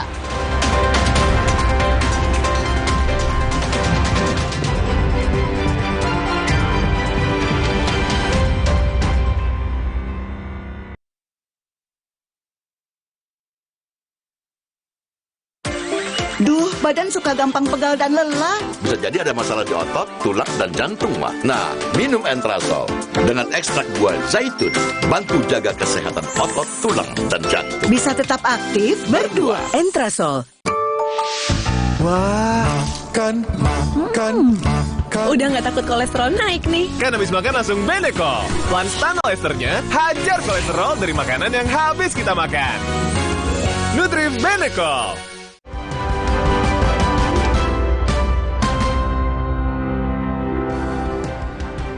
Masih di Sapa Indonesia Malam bersama saya Friska Clarissa. Saudara, kondisi di jalur Gaza masih mencekam. Serangan balasan Israel memberondong kantong-kantong wilayah Palestina. Serangan yang terjadi antara Hamas dan Israel menewaskan hampir 1.200 jiwa, baik dari Palestina maupun Israel.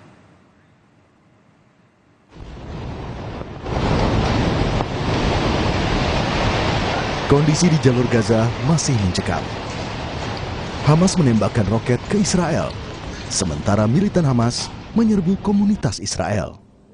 Serangan balasan dilakukan Israel dan menyasar daerah kantong Palestina hingga memicu ledakan api. Sebuah bangunan yang terkena serangan Israel di kota Gaza runtuh. Serangan berlanjut Senin dini hari. Militer Israel merilis rekaman serangan udara di sepanjang perbatasan Gaza yang mengarah ke infrastruktur kelompok Hamas. Asap hitam membumbung tinggi di langit Gaza Senin pagi akibat serangan Israel. Pemerintah Israel saat ini resmi menyatakan perang dan memberikan lampu hijau untuk membalas serangan Hamas. Sementara itu di Rumah Sakit Indonesia di Gaza, petugas membantu para korban yang menjadi korban serangan balik militer milik Israel. Sejak Senin subuh, RS Indonesia Gaza sudah menangani 400 korban terluka dan 60 orang meninggal karena serangan bom militer Israel. Pengamat Timur Tengah Broto Wardoyo menilai perlu bantuan negara lain untuk menghentikan konflik Palestina dan Israel. Hal ini bisa dilakukan negara yang memiliki kedekatan dengan Israel. Pertanyaan berikutnya adalah apakah Israel mau mendengarkan kalau kita tidak memberikan sesuatu ke mereka? Ya, urusan Indonesia memberikan kompensasi terhadap Israel atau konsesi terhadap Israel itu akan jadi masalah yang cukup pelik secara politik di dalam. Jadi dari situ saya tidak terlalu yakin pemerintah, apalagi dekat-dekat pemilu ini, itu akan mau melakukan langkah yang terlalu ekstrim. Ya, kalaupun mereka melakukan langkah, ya bisa menggunakan pihak ketiga, tapi pihak ketiganya harus kita cari karena Amerika Serikat sudah terang-terangan mengatakan tidak akan menghalangi Israel. Artinya kan yang tersedia ya negara-negara seperti Uni Emirat Arab yang kita juga dekat ya untuk bicara dengan Israel, atau mungkin Saudi ya kalau memang Saudi bersedia untuk melakukan itu ya. Atau kalau tidak ya negara-negara lain kayak Turki gitu yang memang memiliki relasi dengan. Serangan yang terjadi antara Hamas dan Israel menewaskan hampir 1.200 jiwa, baik dari Palestina maupun Israel. Sementara, hampir 5.000 orang terluka. Dan warga Gaza selalu dalam lindungan Allah SWT dan perang ini segera berakhir. Situasi jalur Gaza masih mencekam akibat pecahnya konflik bersenjata Israel dan Palestina. Bagaimana kondisi warga sipil dan juga warga negara Indonesia yang ada di sana? Kita akan berbincang dengan Fikri Rofil Haq yang merupakan relawan lembaga medis dan kemanusiaan Mercy yang saat ini berada di Gaza, Palestina. Assalamualaikum warahmatullahi wabarakatuh. Selamat malam, Mas Rofil. Waalaikumsalam warahmatullahi wabarakatuh. Selamat siang waktu Gaza, Mbak Priska. Selamat siang waktu Gaza, Mas Fikri. Tolong gambarkan, Mas Fikri, bagaimana kondisi di sana saat ini? Karena kalau kami lihat tadi dari sejumlah liputan masih mencekam hingga saat ini. Ya, sampai saat ini memang dentuman-dentuman suara masih terdengar jelas oleh pihak karena memang pihak Israel sendiri juga terus menggempur lewat drone ataupun pesawat tanpa awaknya ataupun pesawat jet-jet tempur yang mereka miliki. Bahkan memang sampai saat ini jumlah korban juga sudah banyak berjatuhan dan korban luka juga sudah banyak sekali, sehingga memang tim medis di sini pun lumayan kewalahan untuk menangani korban-korban tersebut. Kalau kondisi Anda saat ini bersama kawan-kawan warga negara Indonesia lain yang ada di Gaza seperti apa, Mas? Ya, alhamdulillah kondisi WNI ya, yang berjumlah 13 seluruhnya, alhamdulillah aman dan juga sehat. Dan juga kita memang terbagi di 2 tempat, satu di wilayah jalur Gaza bagian utara dan satu di Gaza kota. Dan WNI di sana 13 orang termasuk Anda itu juga intens berkomunikasi juga dengan KBRI. Terdekat di Aman, betul ya? Ya, memang ada dari satu tim kita yang memang berinteraksi dengan KBRI di Kairo dan juga KBRI di Aman gitu.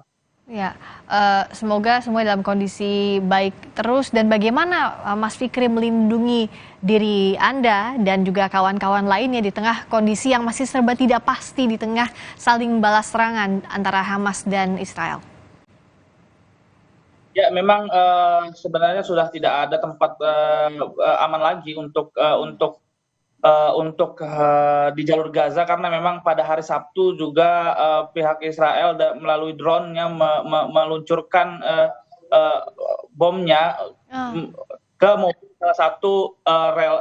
mobil salah satu operasional milik Mercy pada Sabtu itu, dan menewaskan satu pekerja Mercy lokal pada saat itu. Dan memang jumlah yang saat ini yang kami terima dari Kementerian Kesehatan mencapai 510 korban syahid, diantaranya 91 anak-anak dan 61 wanita, dan terdapat 2.700 lebih korban luka-luka. Sementara Rumah Sakit Indonesia juga telah menampung 66 korban meninggal dan juga 444 korban luka-luka, diantaranya 93 korban masih rawat inap.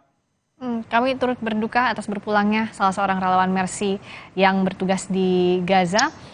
Dan bagaimana kondisi fasilitas medis di sana? Tadi Mas Fikri menyebutkan bahwa ada 66 korban meninggal dan 400 lebih korban luka yang dirawat di Rumah Sakit Indonesia.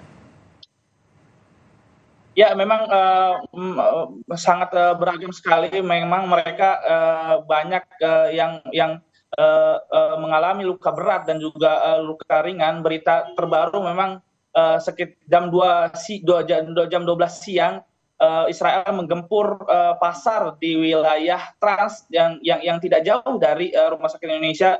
Bahkan saya dapatkan info dari teman saya, Mas Reza, dengan relawan Mercy juga, kamar-kamar jenazah Rumah Sakit Indonesia sekarang sudah tidak bisa menampung mayat-mayat yang berdatangan terus-menerus. Karena memang korban-korban ini juga terus akan bertambah karena banyaknya korban yang masih di dalam reruntuhan dan masih dalam pencarian evakuasi oleh medis Palestina. Tapi untuk kondisi darurat, terutama warga negara Indonesia di sana, adakah SOP-nya begitu sudah dibicarakan kalau sekarang tidak ada tempat aman sama sekali, tapi apa yang harus dilakukan, kemana harus berlindung seperti itu, Mas? Ya, untuk saat ini memang kami standby di wilayah rumah sakit. Memang masyarakat Gaza juga banyak yang mengungsi ke sekolah-sekolah milik PBB dan juga rumah-rumah sakit, dan salah satunya adalah Rumah Sakit Indonesia. Begitu juga WNI yang ada di jalur Gaza.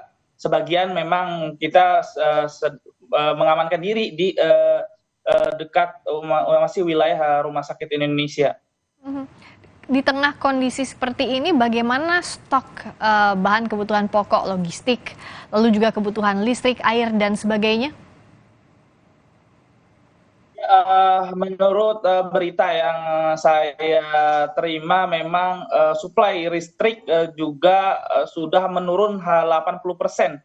Begitupun juga air bersih mencapai 50%, sehingga memang masyarakat Gaza juga membutuhkannya sekali, dan juga mereka membutuhkan bantuan-bantuan seperti sembako dan tempat tinggal yang aman. Untuk bantuan medis juga rumah sakit juga mereka memerlukan bantuan medis dan juga obat-obatan tentunya yang mereka inginkan gitu. Nah, untuk mengirimkan bantuan ini, akses jalur logistik untuk mengirimkan bantuan dari negara-negara donor masih memungkinkan sampai sejauh ini, Mas Fikri? Sampai sejauh ini berita yang saya dapatkan memang belum ada bantuan-bantuan baik itu logistik yang dari negara lain untuk disalurkan ke jalur Gaza, karena memang berita yang saya dapatkan pintu-pintu masuk ke jalur Gaza memang sudah ditutup.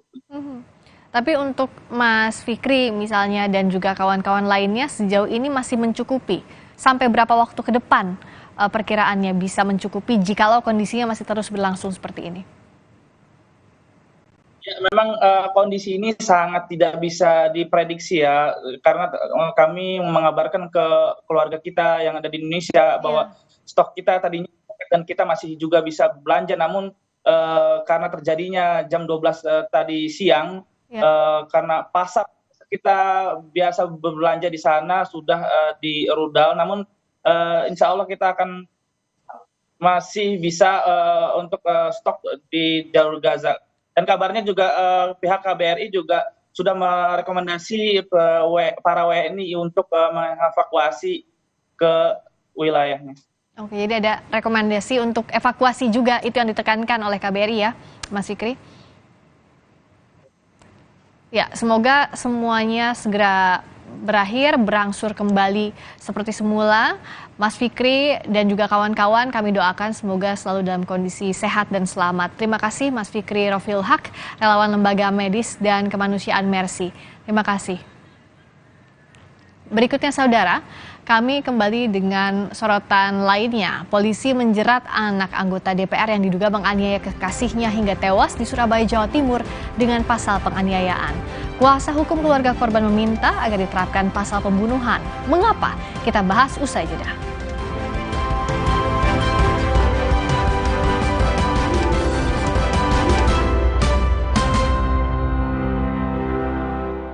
Alergi jontor nih.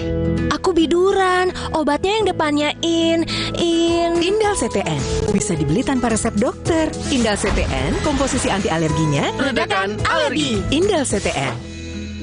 Luka, memar di kulit. Sakit. Pegalinu nyeri sendi, butuh dipijit. Sakit. Gak usah ngeluh kalau sakit, pakai Herba Wahid. Herba Wahid, minyak herbal berkhasiat. Herba Wahid, minyak gosok, urut dan pijit. Wahid.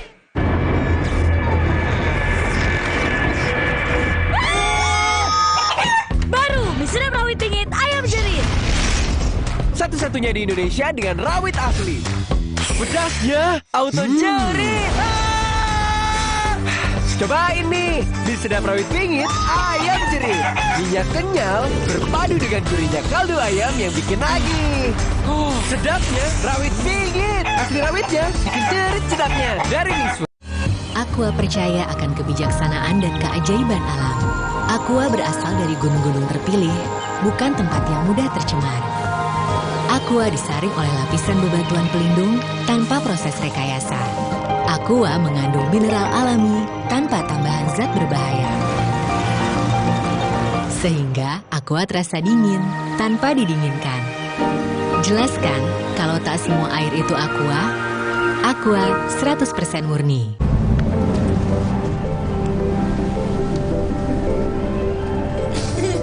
Rasakan kelembutan coklat dipadukan dengan kebaikan susu. Cadbury Dairy Milk. Rasakan lembutnya kebaikan. Mau mie. Tenang, kan ada mie oven. Pilihan lebih sehat. Produksinya di oven, bukan digoreng. Minyak kenyal, rasanya lebih enak. Enak. Mie oven, sehat, enak lagi. Langkahku tak pernah berhenti karena kesegarannya. Gevija Perfume Beauty Body Wash baru dengan rose water dan argan oil merawat dan melembutkan kulitku saat mandi. Gevija Perfume Beauty Body Wash Rose Water and Argan Oil baru. Wingscare. Aqua percaya akan kebijaksanaan dan keajaiban alam. Aqua berasal dari gunung-gunung terpilih, bukan tempat yang mudah tercemar. Aqua disaring oleh lapisan bebatuan pelindung tanpa proses rekayasa. Aqua mengandung mineral alami tanpa tambahan zat berbahaya. Sehingga Aqua terasa dingin tanpa didinginkan. Jelaskan kalau tak semua air itu Aqua. Aqua 100% murni.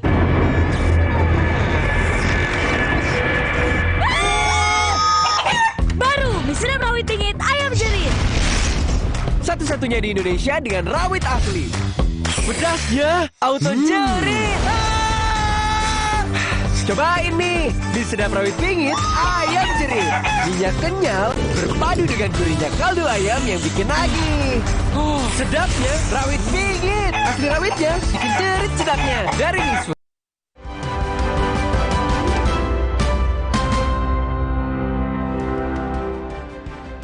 Polrestabes Surabaya masih terus mengusut kasus seorang pria, anak anggota DPR RI yang menganiaya kekasihnya hingga tewas. Polisi telah menetapkan pelaku sebagai tersangka dan menjerat dengan pasal penganiayaan. Namun kuasa hukum keluarga korban berharap tersangka dijerat pasal pembunuhan. Gak tahu.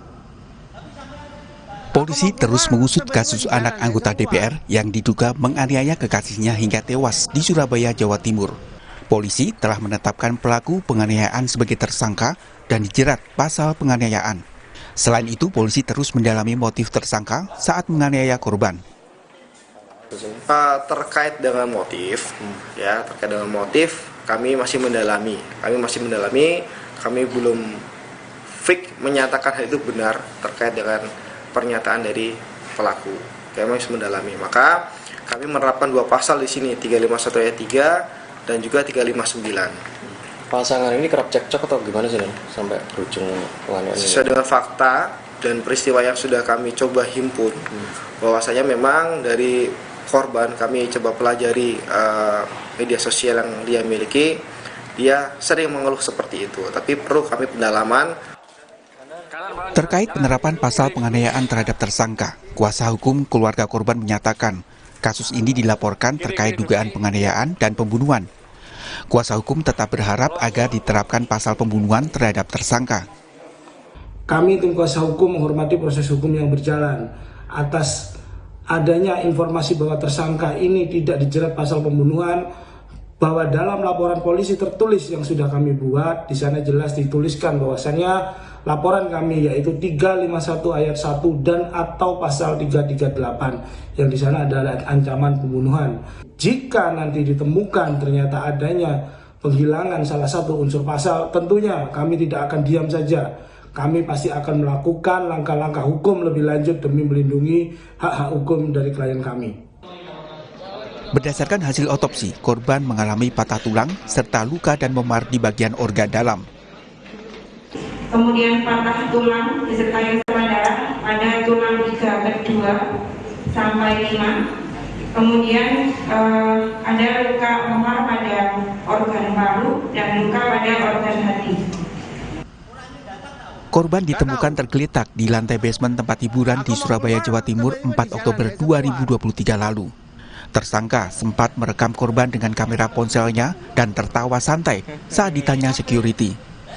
Tersangka sempat membawa korban ke apartemennya. Karena kondisinya memburuk, pelaku membawa korban lalu dibawa ke rumah sakit. Namun nyawa korban tidak tertolong. Tim Liputan, Kompas TV. KPK terus mengusut kasus dugaan korupsi di Kementan. Hari ini KPK memeriksa Direktur Alat dan Mesin Pertanian Kementan Muhammad Hatta sebagai saksi selama 8 jam. Usai diperiksa selama 8 jam, Direktur Alat dan Mesin Pertanian Kementan Muhammad Hatta menolak memberikan keterangan kepada wartawan. Hatta diperiksa sebagai saksi dalam kasus dugaan korupsi di Kementan yang menyeret mantan Menteri Pertanian Syahrul Yassin Limpo. Meski sudah naik tahap penyidikan, KPK belum juga mengumumkan tersangka kasus dugaan korupsi Kementan. PH saya yang jelasin ya. Boleh Pak dikit Pak, berapa pertanyaan dan mendalami soal apa Pak dikit aja Pak. Pelan-pelan aja. Iya. Misalkan KPK mengamankan uang 400 juta di rumah Bapak pas berbeda Pak. Nanti PH yang jelasin ya. Dulu misi. Bapak tadi dikonfirmasi soal apa saja Pak? Enggak, nanti PH saya. Materinya PH saya. Tadi ditanya. Kabid Humas Polda Jawa Tengah, Kombes Satake Bayu membenarkan Kapolrestabes Semarang, Kombes Irwan Anwar dipanggil ke Polda Metro Jaya. Kombes Irwan Anwar menjalani pemeriksaan sebagai saksi dugaan pemerasan pimpinan KPK kepada Syahrul Yassin Limpo. Kabid Humas Polda Jawa Tengah, Kombes Satake Bayu menyebut pemanggilan dilakukan beberapa hari lalu. Polda Jawa Tengah mendukung langkah pengusutan kasus dugaan pemerasan yang tengah disidik Polda Metro Jaya. Pemanggilan lanjutan bagi Kapolrestabes Semarang juga dipersilahkan untuk kebutuhan penyidikan. Dalam hal ini Polda Metro untuk dimintai keterangan. Itu dipanggil kapan ya? Beberapa hari yang lalu. Dalam minggu kemarin berarti. Ya. Nah, kalau soal keterkaitannya mungkin ya intinya dari Polda Metro. Kalau kita hanya membenarkan yang bersangkutan ada panggilan ke Polda Metro untuk dimintai keterangan sebagai saksi. Polda Metro Jaya memulai penyidikan kasus dugaan pemerasan pimpinan KPK terhadap mantan Menteri Pertanian Syahrul Yassin Limpo. Kasus dugaan pemerasan ini mencuat ketika KPK sedang menangani kasus korupsi di Kementerian Pertanian. Foto pertemuan Ketua Komisi Pemberantasan Korupsi Firly Bahuri dan Syahrul Yassin Limpo yang ketika itu masih menjabat sebagai Menteri Pertanian beredar di media sosial. Foto ini tersebar di tengah kepolisian tengah mengusut dugaan pemerasan pimpinan KPK terhadap Syahrul Yassin Limpo. Firly Bahuri membantah kaitan foto tersebut dengan kasus dugaan pemerasan. Dia juga menyebut pertemuan dengan Syahrul di sebuah lapangan bulu tangkis tidak ada kaitannya dengan kasus dugaan korupsi di Kementerian Pertanian yang kini sedang ditangani KPK. Pertemuan di lapangan bulu tangkis antara saya dengan Menteri Pertanian saat itu, Saudara Syahrul Yassin Limpo, terjadi sebelum periode tersebut. Tepatnya yaitu sekitar pada tanggal 2 Maret 2022. Dan itu pun beramai-ramai di tempat terbuka. Firly juga menyebut, maka dalam waktu tersebut, status Syahrul Yassin Limpo bukan tersangka, terdakwa, terpidana, ataupun pihak yang berperkara di KPK.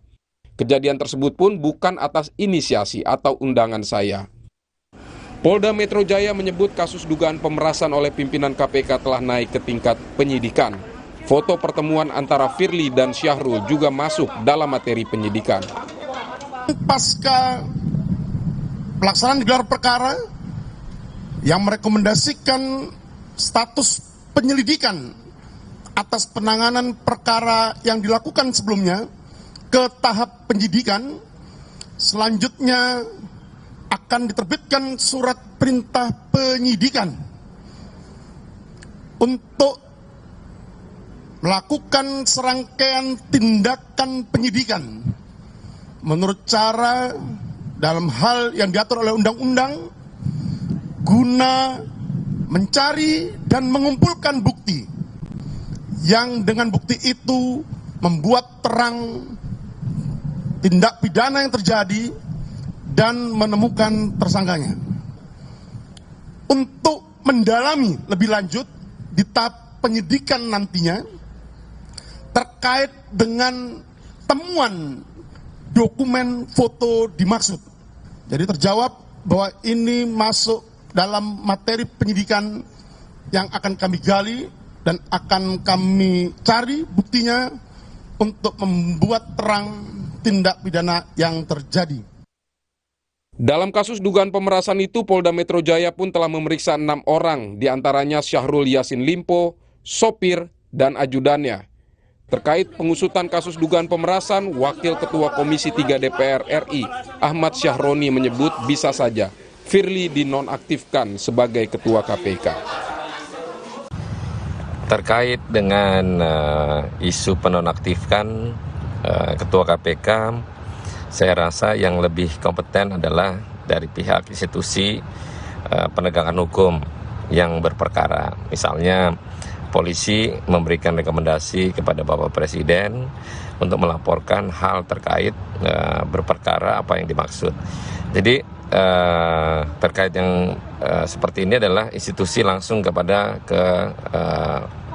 pemimpin negara. Menanggapi kasus dugaan pemerasan oleh pimpinan KPK, Menko Polhukam Mahfud MD yakin proses hukumnya akan ditangani secara profesional. Semuanya sudah berkomunikasi dengan saya untuk diselesaikan dan dilalui secara profesional.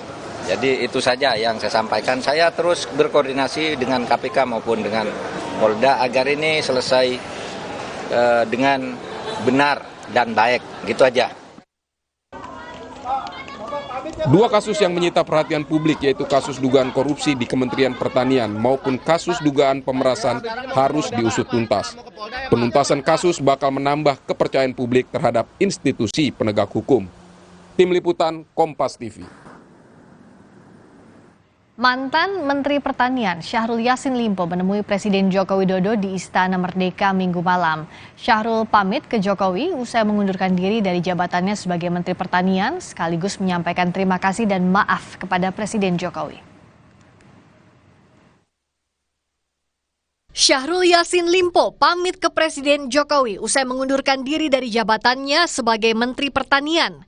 Syahrul Yassin Limpo Minggu malam kemarin menemui Presiden Joko Widodo dan Menteri Sekretaris Negara Pratikno di Istana Merdeka, Jakarta.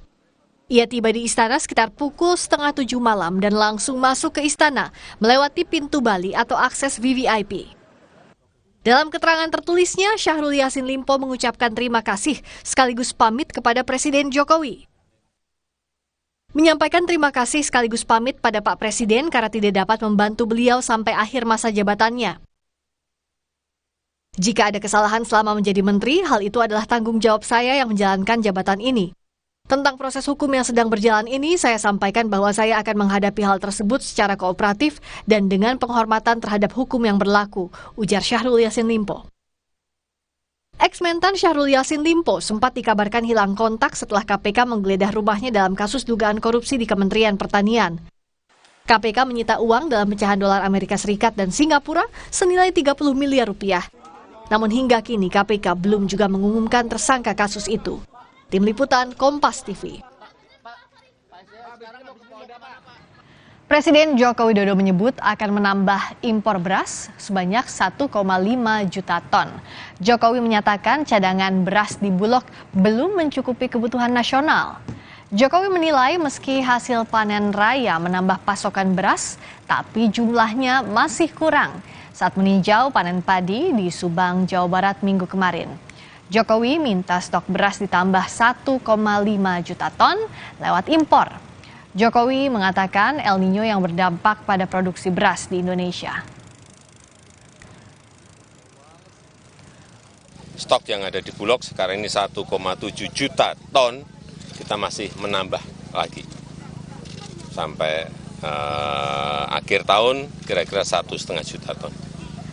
Pak, ini kan terkait dengan juga ya Pak ya, gara-gara El Nino ini bagaimana Pak? Problem itu, oleh sebab itu kenapa kita tambah 1,5 juta ton cadangan kita, karena El Nino apapun memberikan pengaruh pada produksi, memberikan pengaruh pada hasil panen yang ada. Sesaat lagi, Sapa Indonesia Malam kembali dengan informasi. Pengemudi mobil Ferrari yang menabrak 5 kendaraan di Bundaran Senayan, Kebayoran Baru, Jakarta Selatan hari Minggu lalu telah ditetapkan polisi sebagai tersangka.